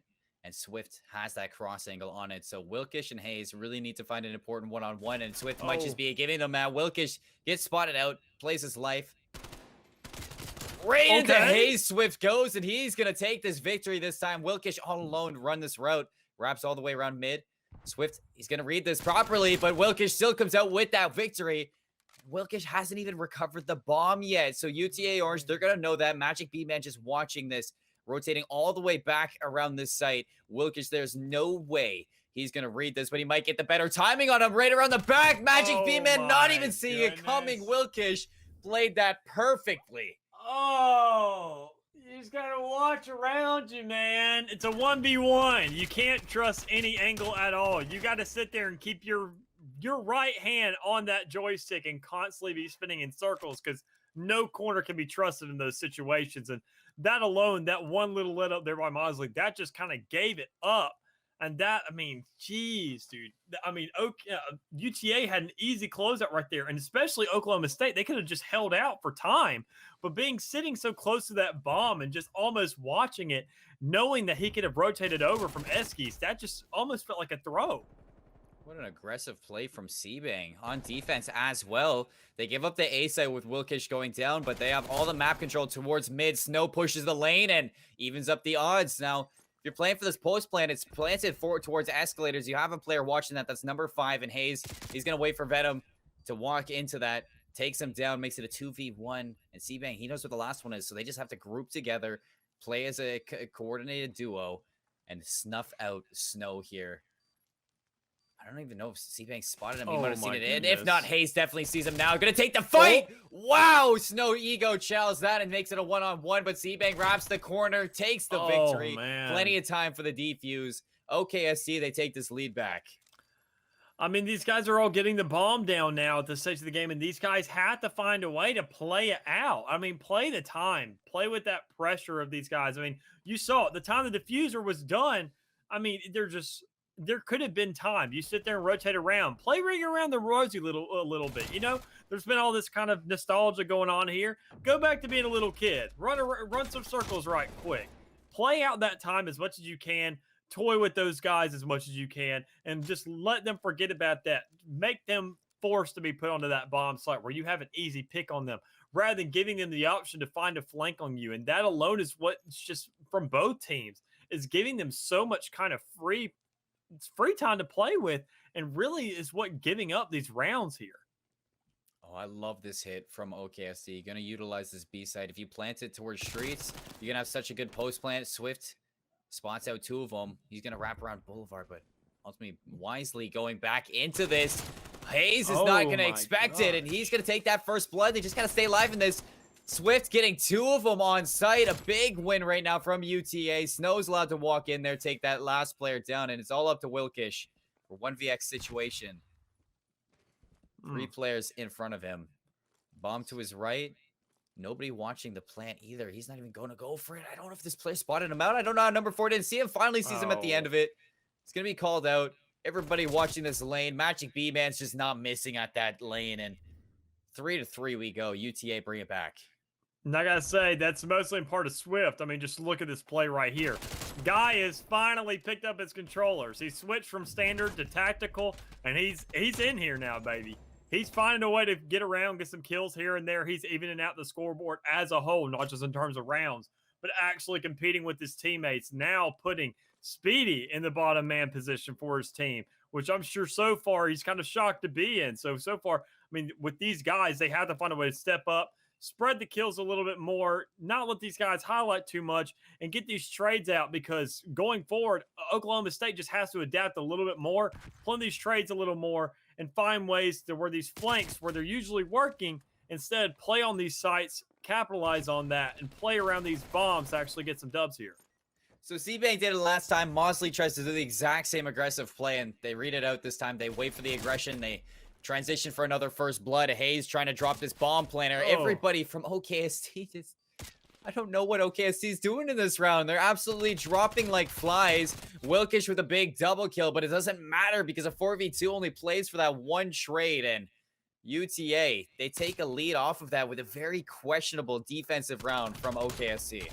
I would have screamed if Wilkish had won that. I'm honestly kind of crossing my fingers. I was hoping he did. But in all reality, UTA did play that out a little bit better. Oklahoma State kind of giving up right there, spreading out a little bit too much, not utilizing those trades, setting up for this A site. Meanwhile, B's being played a lot more, which we love to see with the likes of Moscow. We see A played a little bit too much. It's almost like the B site and checkmate.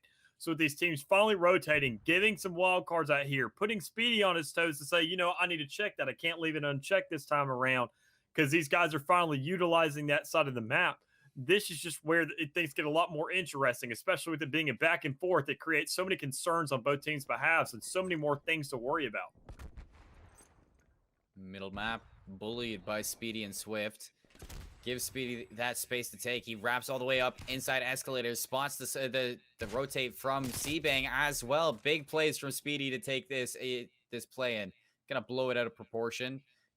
And Hayes is going to get swatted out from the player on breaks. He's going to walk on into a death trap, and UTA put themselves on series point, Mick. Mm. Man, especially after Oklahoma State having such a strong start. I mean, those guys were doing so good.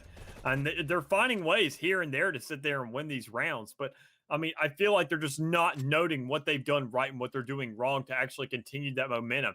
I mean, we've seen Hayes do so well the course of these games, and Mosley as well, stepping up so much. And now they're finally getting shut out. I feel like that alone is why they haven't been performing all that well in Moscow, because those two players just haven't gotten the hang of things yet, and they can't play as a team. We see them isolating themselves a lot, not really getting in these situations where they're helping each other. And when you're on this defensive side, we see them split up into mid over there on B side, and they're not really playing enough because, say, for example, if Seabang and Wilkish. Number 7, Wilkish. But this time they're watching it. Speedy takes him down. Seabang's got to go big here. Everybody's dropping on Oklahoma. It's all UTA. Mosley's got a 1v4. He's got to clutch up. He's got to go big. Snow's going to meet him on the other side of this wall. Is he ready for it? He's not. UTA with a flawless last round. Take Moscow Search and Destroy 6-3 and take the series 3-2 in a Game 5 win. I mean, they had so many chances right there, but like I said, just Mosley and the guys, they just didn't have enough to play with. I mean, these guys had done so well. I mean, him being the front hand when it came around to checkmate, he was the one who was topping the leaderboard for his team, carrying those rounds. But when you came around to Moscow, these guys just didn't have enough momentum. They didn't play as a team. They were a little bit too isolated for them to actually help each other out. And there just wasn't enough communication there. It felt like they just could default and win those gunfights and do their own little thing. And sometimes it worked, but more times than not, it didn't work. And that's exactly what allowed UTA from them to actually be playing as a collective group, get these trades here and there, and allow those individuals like Swift to shine, which he usually didn't over the course of this, but finally getting his time. I mean, that alone, there's just too much against them in this to where they just didn't allow themselves to win. It almost felt like there just wasn't enough preparation, enough communication going on for them to really want that win. Well, Mick, it does look like UTA is going to hold on to their number 2 spot in the bottom cut for the Southwest Division, just underneath Longhorn Gaming. Longhorn Gaming kind of bumping themselves up from a 7-1 to an 8-1 victory stance in a Game 5 against OKST Orange. We still have another match ahead of us. I mean, this day is only starting and already getting a Game 5 is looking good. Right after this break, ladies and gentlemen, the College God Bravo stream is going to have California State University of Northridge against the University of Wyoming. Stay tuned for some more College God action on this Bravo stream. We will be right back after this commercial break.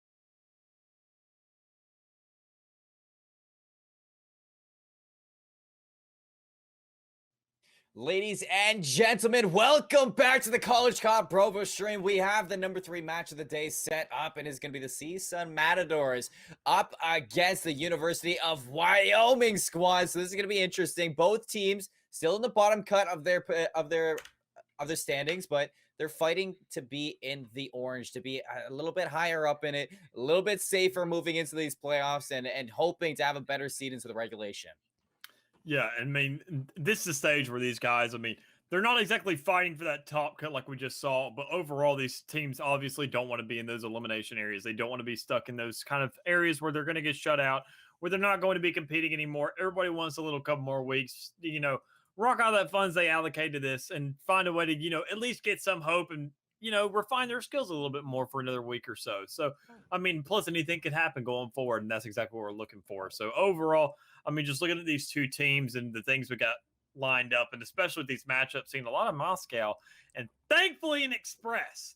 But, that's only if we get around to it, because looking at these two teams and looking at the standings for Moscow, it seems, as you kind of pointed out before we got into this, that it could be kind of one-sided when it comes around to that map. The University of Wyoming looks so good right now on Moscow. So these first two maps, I'm looking at them to just blow this out of proportion. Them being in the standing that they're being, they got to come out hot. If the Matadors want anything, if they take one of these two maps out of Wyoming's hands, that is going to tell the tale of this kind of series at that. But we are in this Moscow hard point now. Point 1 being a little bit contested. Iguana dancing around, shake and bake. Going to find him. A nice conversion of 2. Mid-map control all the way to the CSUN Matadors. But here you go. The King Krig in hand. And Dazzle yes, only able to find 1. I love the King Krig. I got to say, I love that camo so much. But... look at these two teams. I'm sure also CSUN's loving this early lead they're getting right here. Wyoming, obviously, they've had the upper hand coming into this.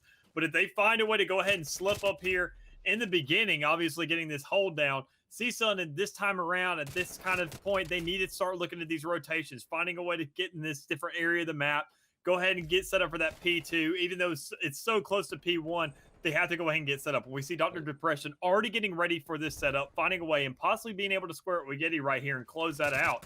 Not getting picked off, but getting clipped up right there. That's a shame. Yeti.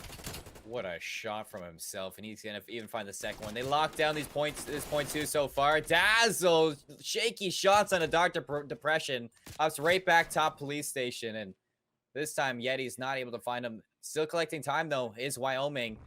Matador is unable to break this just yet. Finally, through screens, they get the break. They hop on point, but flooding in is going to be Wyoming to take this on back. You got Arkdos able to find 1. They get this to them off the point, but Shake and Bake trying to make it happen. Switches to the Diamante, but just can't find this player.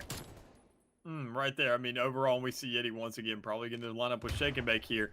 He's the sole survivor right now and really trying to push into this site. CSUN, this is exactly what they're looking for. They're locking these guys out here on this site, trying to get the scrap time, rotating a little bit late here, which is going to be pretty detrimental for them going forward, because looking at how Wyoming, how they're used to this map, how well they had the flow so far, you see these guys spread out pretty well, already setting up on these spawns, getting these guys area. We see even Yeti back there just kind of camping it out, settling himself down, getting these spawns held as best as possible, and just locking this out. And if he can win these engagements, I'm sure going forward, Wyoming, they're going to have a free shot at this whole site, possibly.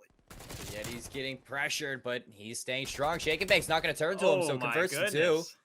Nobody collecting time as Wyoming does get bodied off of it, but Solution takes their place. Yeti tries to beam him off in the flood. He's going to look to help him out. A great contention from Arkdos right now. The pinch comes through from Matadors, and they overwhelm this point so far. Man, what a great push from those guys. Just right there up front, how they sat there and pushed. Even though you had those 2 guys losing there in the back, you had the other 2 finding their way onto that site, getting that retaliation, finding a way to just, utilize that site, get that push. Because overall, when we see CSUN, we see these guys not exactly being able to put these stats, but, overall, we see their stat line right now. Regardless of how the resume's looking, their current sitting and how they're sitting and how well they're competing against Wyoming right now. They're obviously showing that they're not going to be shut out by any means necessary. Definitely not in that, but right now, Wyoming getting some good time at the moment on this P4. Gets caught up from Dr. Depression on the back of Boulevard and converts for 2 and a nice double kill. Shake and Bake on site taking this time. Worries about Razzle Dazzle, takes him out. Nobody gathering time right now as Matadors finally hop on this point. Dr. Depression right now on a 5 spree, playing for streaks. He's got to worry about this. If they get streaks on Moscow, might be able to break open some of these big money hills like P2, P3. Yeah, I mean, right now, these guys had to start looking at this rotation, and we see Shake and Bake finally looking for it, because this is where the whole thing kind of resets. You get back to that P1, you go back to the square, you see these guys duking it out right here. And Dr. Depression obviously holding the outside, but when you're sitting right here on P1, there's not going to be too much influence over there on the outside. It seems as if he's more just kind of waiting for a solution out here to bring in the solution, and he's going to at that double. Overall, just finally finding a way to get onto this site, you make some kind of a push, but not able to capitalize on it, which is really going to be detrimental to these guys because they're giving them a 30-point heads up. And Shake and Bake runs on in there, but Yeti cuts him down. And Dr. Depression rotates all the way back to P2. I feel like he's being a little bit too worried of these streaks. Yeah. And I think he's just waiting a little bit too much. He's giving a little bit too much to the Wyoming squad. Now Yeti walks on in, takes out Dr. Depression. Razzle Dazzle to help him up, cleans up Solution, and just like that, with that very passive play from Dr. Depression and Shake and Bake, you lose streak progression, you lose spawns, and that's going to be very, very strong for Wyoming. I mean, that alone, I mean, these guys, I mean, it just seems like CSUN right now, they're literally just fighting for scraps. They're not getting ahead of the cut. I feel like to actually get some kind of shift in momentum to finally give these guys a heads up and get another lead, which they haven't found since that P1 right there at the start of the game with those initial 12 seconds. I mean, that alone, they need to find something here to work for them, and they're just not rotating quick enough for it. They need to find a way to sit there and just give up some scrap time somewhere because, I mean, overall, they're not exactly going to get enough to really give them enough to work with. They're not being behind all game isn't going to help them out. They have to go ahead and just sacrifice one of those points to find a way to get ahead and get those rotations in earlier. A multi-kill from Yeti should give him the scrap time. You're going to have one more attempt from CSUN Matadors to break this point. At the moment, they do break it. And they lose spawns. It looks like this is going to be a toss-up. You see number 4 and number 8 on the opposite side of the map. They're going to have a big, crucial one-on-one. Okay. It's a race for CSUN to get back there to try to pull these spawns. But if number 4 Iguana can say anything about it, might be able to rip the spawns right out from underneath them.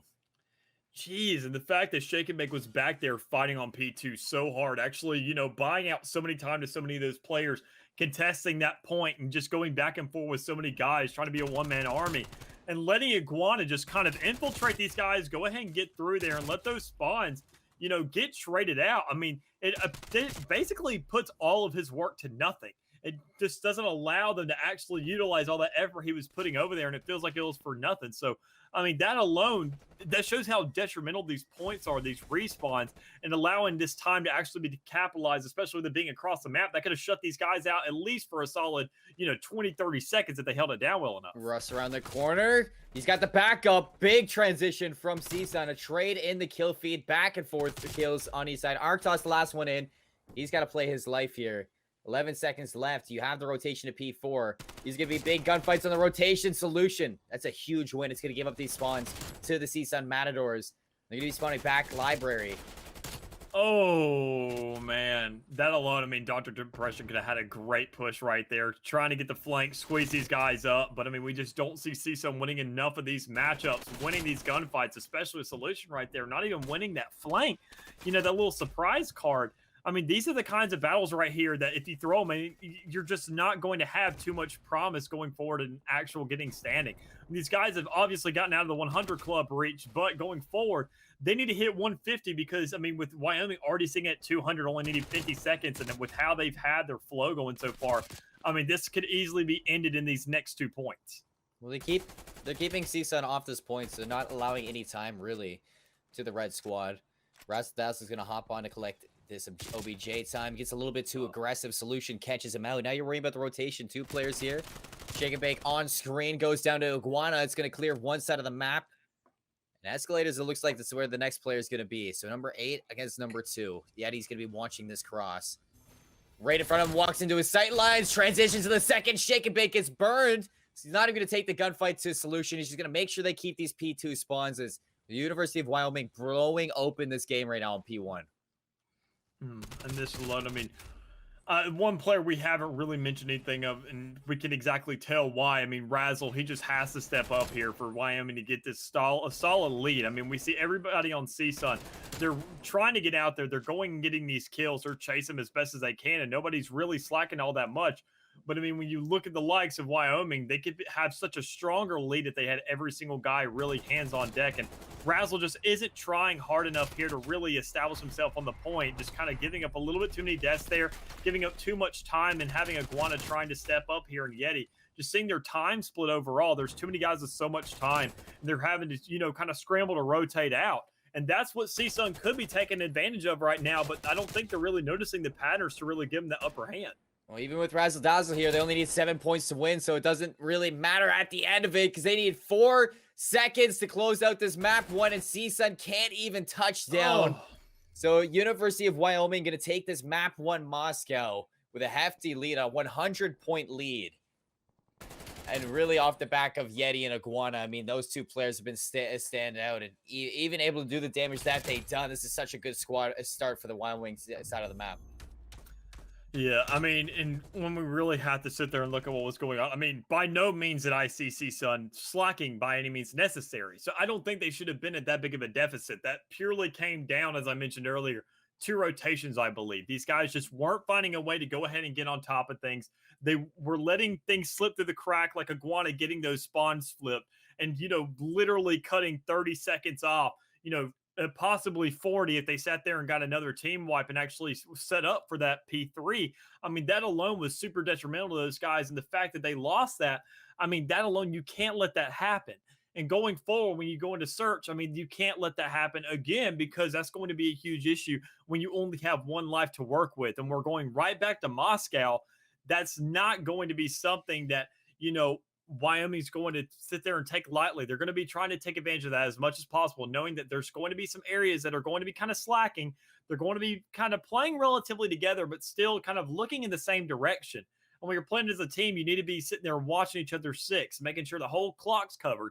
And we just didn't see enough of that out of CSUN to allow them to really show that they can really, they felt more like hounds, a whole bunch of dogs just chasing the one exact direction and not exactly spreading out enough to cover all the area that needs to be in such a large map like Moscow.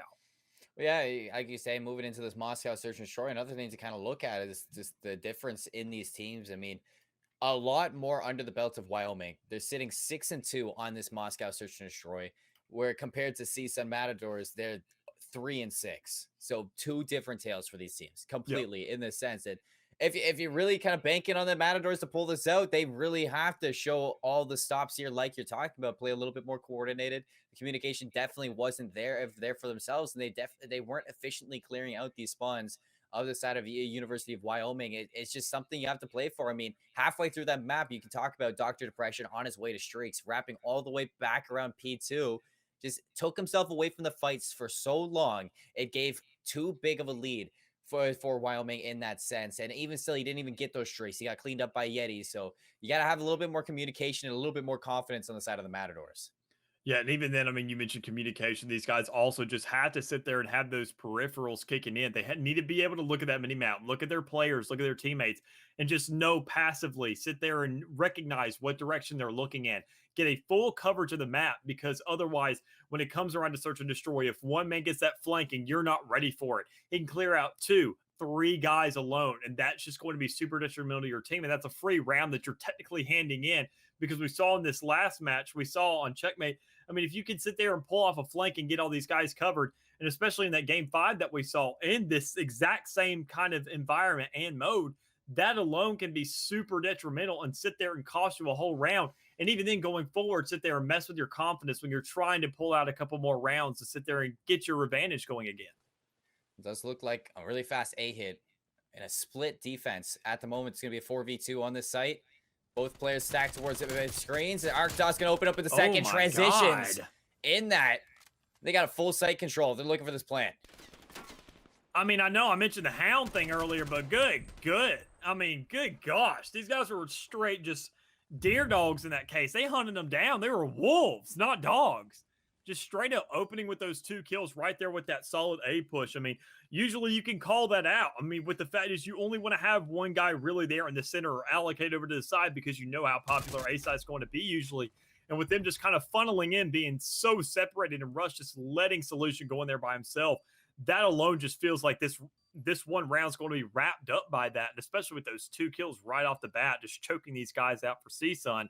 I mean, that clock's only going to keep ticking and put the Russ on the clock. Well, Russ got Yeti right here. Takes the gunfight, but Yeti's been firing on all cylinders this map. It's not going to go the way of Matadors for this retake. Strong round 1 from Wyoming. Right off the bat of this play from Arctos. Converts to Shake and Bake. The team shots were just too strong here. Big round 1. Yeah, and I feel like, going forward, CSUN's going to have to learn their lesson for that. They're going to have to know that, maybe we shouldn't be putting that many guys over.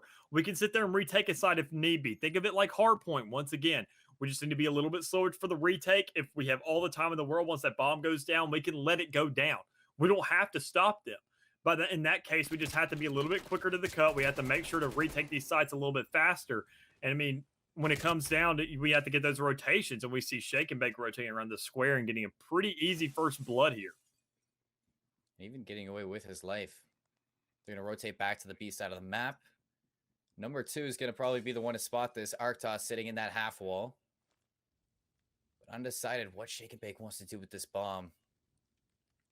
Does look like B is going to be the site, as all 3 players without the bomb are going to be there. Arctos makes the rotation over.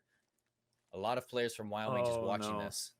All by himself, too, albeit. I mean, he's going to sit there and just get straight directed if he doesn't get caught off. But he instead gets the better hand right there.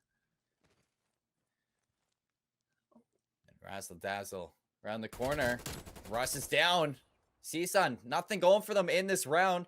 Dr. Depression, the last one standing in this sense. Once again, Iguana's going to be on the flank, catches him out. 18 seconds to work with. They're just going to hunt him down and take him out. Wyoming with their second round on this. Looking hot on Moscow. Oh, man. I mean, just that alone right there. I mean, I got to say, I'm seeing the connection. I mean, we saw from spectating Shake and Bake right there. I mean, at first I was like, what is he doing? It looks like he's going to be shooting his teammates for the heck of it. But I mean, he was actually, when checking that window with Dr. Depression, he was following up that shot. When he went back and saw Solution, he was checking his back right there.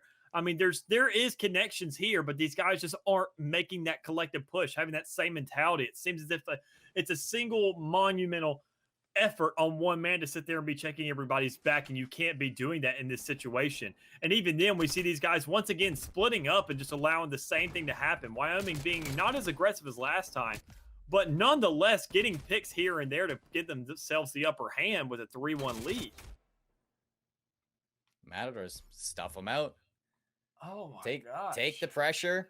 They back on, give some space to take some space. They find their first round on the map, and really this unchecked angle through escalator Solution got away with murder in the back line. I mean, that alone, man. I mean, these guys just have to find ways to just manipulate this map, play it a little bit more. I mean, overall, I mean, they got the best of them right there, but you can't sit there and let this slip up anymore. I mean, these guys are going to be sitting there sniffing this out more and more and more. And Wyoming is being a lot more adaptable. When we see their defense, we saw them rotating a lot, finding ways to, get a win as best as possible when it came around to that defense, and actually doing fairly well with getting those rotations out, sniffing these guys out, like you said, like the wolves they are. And I mean, overall, when it comes around to offense, they have to find the same thing and adapt around and play around the map. And it just seems that they're charging a little bit too much, which is, kind of being a little bit too easy to read into in this stage. Shane Bay just waiting out of the B side. Another rotation from University of Wyoming here. They're going to be expecting this push. CSUN stopped in the courtyard. So with this fast aggression and their first pick, they've given up so much space to the B side. They're expecting it now. And if Shake and Bake gets caught out by Iguana here, it's going to drop the bomb, and that's going to be so much information, but he pushes up a little bit too far. Razzle Dazzle still comes out with a kill to even this up, and now the rotation's coming out from CSUN back to the A site. Arctos is here waiting in wake. He's going to have to turn up big with both of these players. Spots the player and escalators, takes him down. Is he expecting the second one? No, he's not. Now it's all up to this last player in the middle of the map against Solutions. Going for the shot punch. Still comes out of it. A little bit of a weird gunfight, but tying it up is CSUN. I mean, CCL, obviously they're sitting there trying to buff out what just happened. These guys are giving an effort as best they can. I mean, being on the offense, they obviously have ways, or on the defense in this specific scenario, finding ways to let these guys. And Wyoming is just being a little bit too predictable at this stage, as I just kind of previously mentioned. They're being a little bit too easy about this. They're probably going to go for this A hit once again.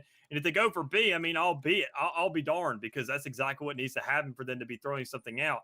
But doing the same exact play, if CSUN finally finds the idea to say, yo, let's 3-stack A, they can have a much better chance to actually do this, because we do see Rush being the lone wolf over there on the side. And if they can go ahead and get this flank, getting this read right here, they're going to have a really quick rotation to give this upper hand.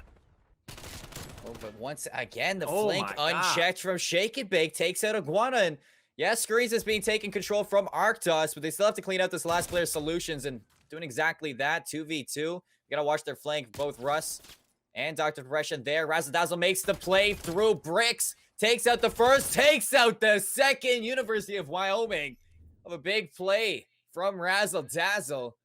Goes up 3-2. I mean, this alone right here, Razzle, being the carrier in this situation. I mean, they're making it, obviously they know this A site pretty well. I mean, they've been pushing it every single time on attack.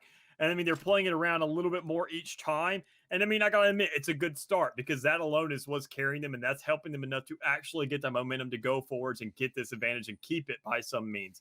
But when they're on this defense, they have to be a little bit more, find a way around the map, get a little bit more better of a default. Maybe, taking a note out of CSUN's, playbook, spreading out a little more. We see them on this A side, but when you look around to B, that seems to be what CSUN's looking at. And this alone is what's helping them get these rounds on the board, with how well they're pushing around the map, finding a different point of view to push things for, and playing things out a little bit differently than what you would traditionally see out of most teams.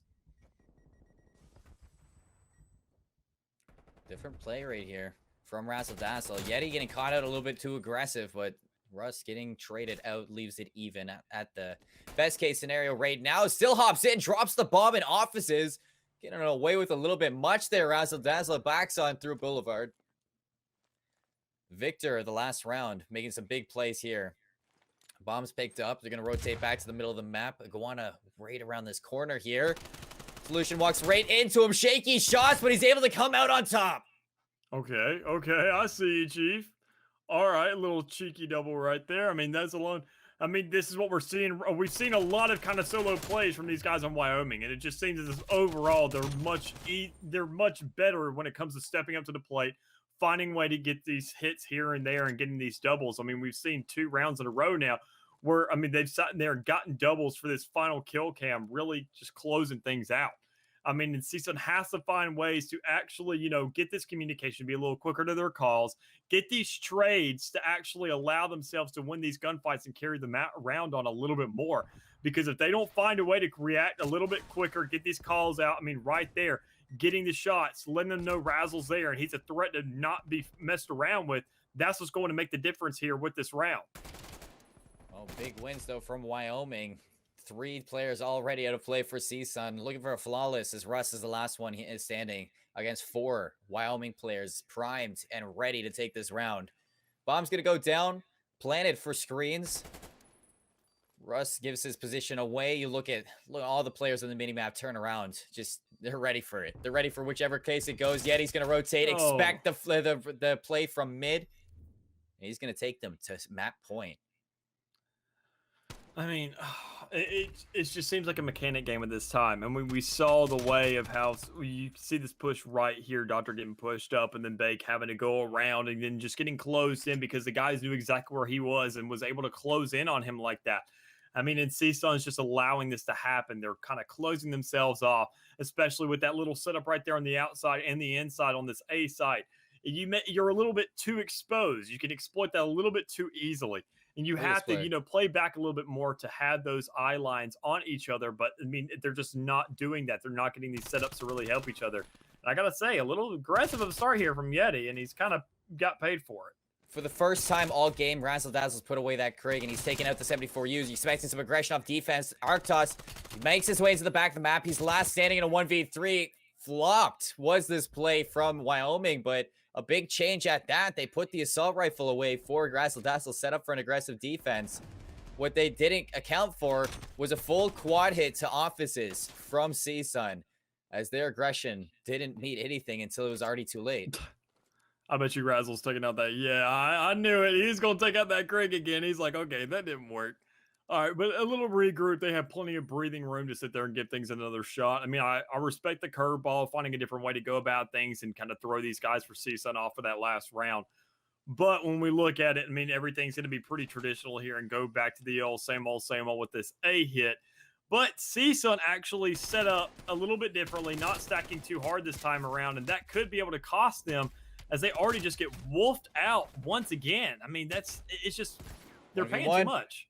Razzle Dazzle with the Krieg in hand. Gonna meet Dr. Disrespect in a second. Depression's not even taking it. Wyoming hit the map, a 1v1 and a 6-3 victory on Moscow here. Had to chase him down, chase down the player and escalator with the Diamati, but still able to come out on top with the victory in the end of it.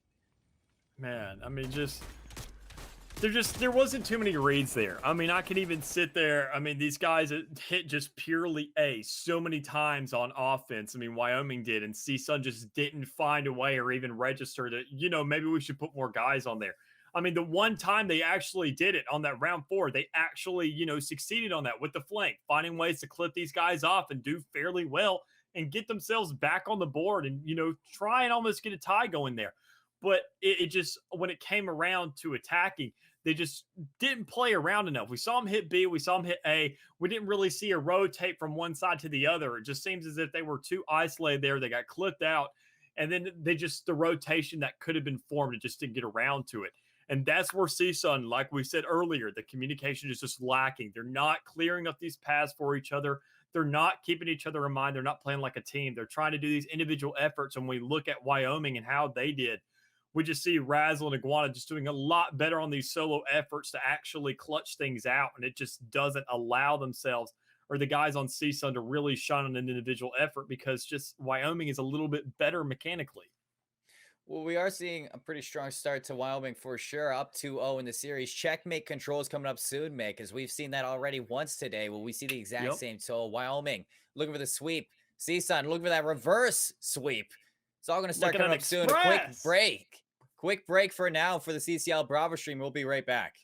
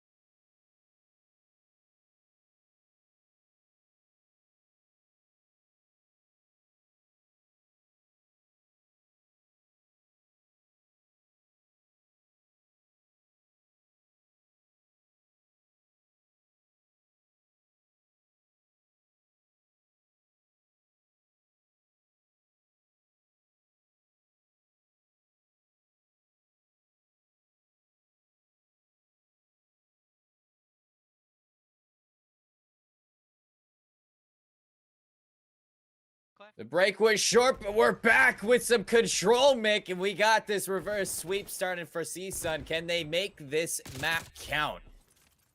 I mean, they're sure hoping so. I can tell you that much. And obviously, with this opener right here, they're trying to hold out as best as possible. I mean, not as well as they would want to, already being in a life deficit.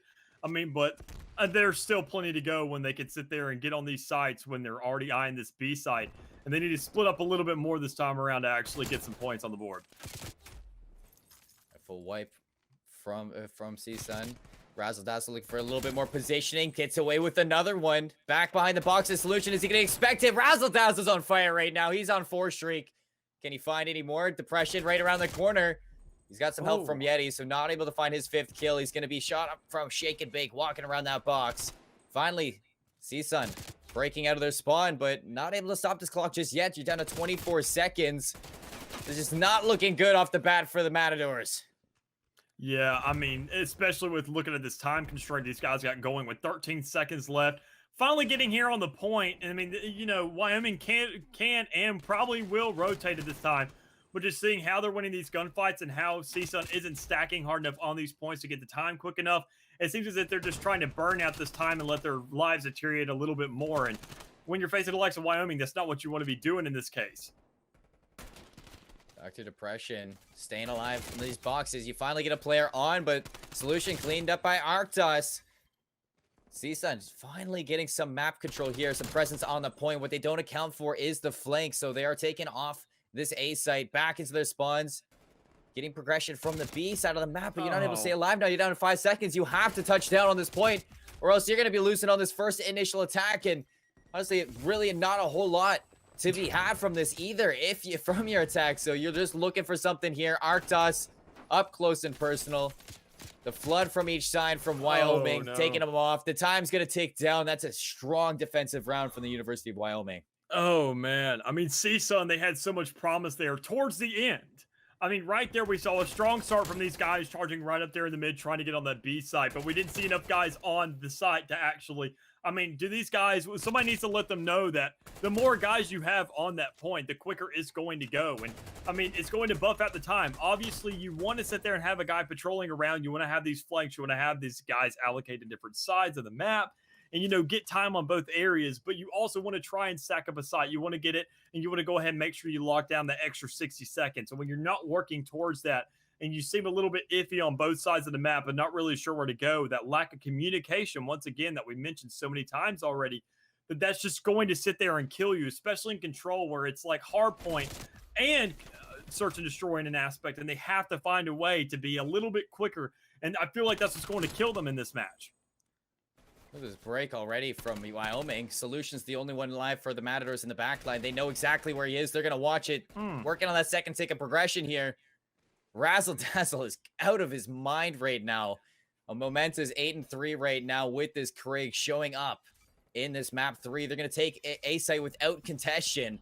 And now looking to convert back to the B site. Arctos going to be pushing these spawns. Doesn't check his corner. CSUN gaining some leverage in this gunfight. And taking down 2 players. I mean, just look how these guys are stacked up. You obviously saw that Razzle and you had Yeti also over there just stacking on top of that A site, finding ways to play into each other, being a team and trying to get that progression to stack more. Meanwhile, that first round we saw CSUN just trying to get guys on, allocating it out, switching it out, playing a little game of rotations, and that alone, I mean, it's great in hard point, but you don't sit there. You need to constantly have an idea of 2 guys being the killers, 2 guys being on time and finding those points and splitting that up. And we just don't see enough of that, this diversity. We don't see enough teams really specializing in their areas. And these guys on CSUN just aren't playing their specialized roles enough to really let them highlight themselves. And that alone is really what's just killing them right now and gave up such an easy site with Iguana just able to play these kids up right now and get on this B site and play around it. Starting to seek out for some more progression. Don't expect Shake and Bake to be this close. And he's cleaned up from Razzle inside this plane. 3 players go down. Only the last one solution once again. A full 4 wipe. Now it's time to take that real estate. Start gaining progression on this B side. Working on that second tick of progression. The flood is a must from Matadors right now. Wyoming on the brink of an attacking win. They catch out Shake and Bake. Arctos for that swing. Dr. Depression trying to stay alive for his team, but is too good right now. The map control of the Wyoming esports squad as they take an attacking round. They go up 2-0 in this control and looking so good right now. Even Razzle Dazzle starting to wake up. Yeah, I mean, these guys are really just, I mean, Razzle, we've spotlighted him all game so far, but I mean, really in this control, he's finally stepping up. He's just going off. I mean, he's showing he's king with the Necro King skin. I mean, he's sitting there showing that he deserves to be here, and he's overall just really killing it when it comes to running control. And I feel like in part that's because CSUN is just kind of funneling into these sites, because you look at that right there in the very end where we had that B site, for example, when you had Shake and Bake trying to contest that site, being on it, he didn't have any really capitalization from his teammates, any real support allow him to win that 2v1, because you know Wyoming's going to be a little bit better about stacking these spots. And you didn't have Dr. Depression there just yet to help him with that contestation. And just funneling in there allowed these guys to just clip them off 2v1s all around. We talk about the trades and control going into the favor of Wyoming, able to take some progression and an aggressive angle for this defense. Setting up for the spawn trap. Arctus misses out on that player in yellow. They're able to get a few kills. Matador is breaking out of their spawn. Now, that plane control is their next topic. Oh, what a shot from Shaky Bake to get rid of Iguana. And there's the mid control in the form of Solution. And Solution really could have just provided one right there. He could push up towards spawn in this kind of scenario and try to capitalize on this, but he just didn't really manipulate all that much. He didn't really try and play into it and push to the plane all that well. I mean, obviously you want to get that control, you want to get that influence towards these points. But, I mean, like we said earlier, these guys, you don't have enough teammates there to really play with, and you're just kind of watching empty space. And what good does that do you? You want to put pressure onto these spawns. You want to play these guys a little bit more, scare them a little bit, have that intimidation factor play into your favor. And I don't feel like CSUN has enough plays going on right now, especially with 23 seconds left on the clock and being down a couple lives. That's not helping anybody's case. A few kills go in the favor of Matadors, but yet he's in their spawn. Fighting out from Wyoming. Clears the site. Time's taken once again. Solution's going to be taking this fight onto Yeti around the corner. He peeks right into this Craig. Second one up's Russ. What a win from Yeti. 2 kills go down. And this is a must for the Matadors to touch onto this A site. Get some progression. They walk right into Arctos. He's keeping him really steady and checks. They wipe the floor of him. It does look like Wyoming's going to go home with this 3-0. They just need one more wipe from this team. They got the life control. Wyoming just around the corner. Russ fights out to keep Matadors alive. Big wins from the Matadors right now, and they're looking for aggression at A. Oh, 1.5 seconds, and Dr. Depression's keeping them in this mic. The streak's alive as well. Oh, they go down. The time's going to tick out. Wyoming with the hot 3-0 on the night. A big win on control. Oh, man, that could have been a lot more interesting. CSUN could have kept that alive. But when you see Solution, these guys, you see Russ right here just... I mean, he's already died on that crate before. He knows he can get penetrated in it. You need to go ahead and go prone right there. Find a way to just lay it out. Because we saw the lives were sitting at 6 and 8 right there. I mean, these guys could have closed it out either way. Whoever just played the kills right there at the end, as long as they just maintained some pressure on the sites. But they just didn't get around to doing it. They were, once again, funneling onto the sites. And that's just not what you want to do. I mean, I get we're college kids and we love a good old funnel. But, I mean... this isn't the appropriate environment, guys.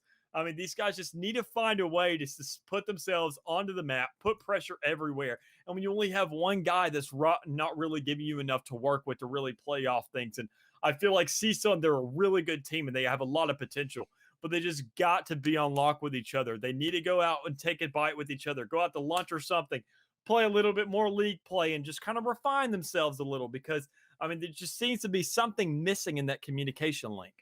Well, with that victory, though, from Wyoming, Mick, they pop up and they're tied for that 3rd place spot in the relegation of the bottom cut. So they're kind of popping themselves into a comfortable position for next week. Looking at them to kind of hold tight to that. A very strong showing right now against CSUN Matadors. We've seen a game 5 today. We've seen 2 3-0s. It's been quite the day of Call of Duty, but everything must come to an end from now. So, I mean, the Bravo stream's been quite the game. And talk about it a little bit. How'd you feel about that first match today?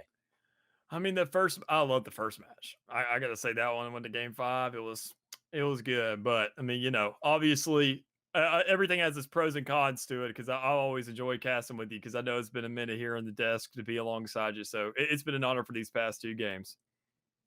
It's been quite the day, definitely. I love the sites that I've seen, and tomorrow College COD Bravo stream will be right back. For now, we are going to host over to that Alpha stream. Visions and I Hold Shift are going to be carrying away with it. The Bravo stream will be back tomorrow night, ladies and gentlemen. Stay tuned for some more College COD action. We'll be back soon.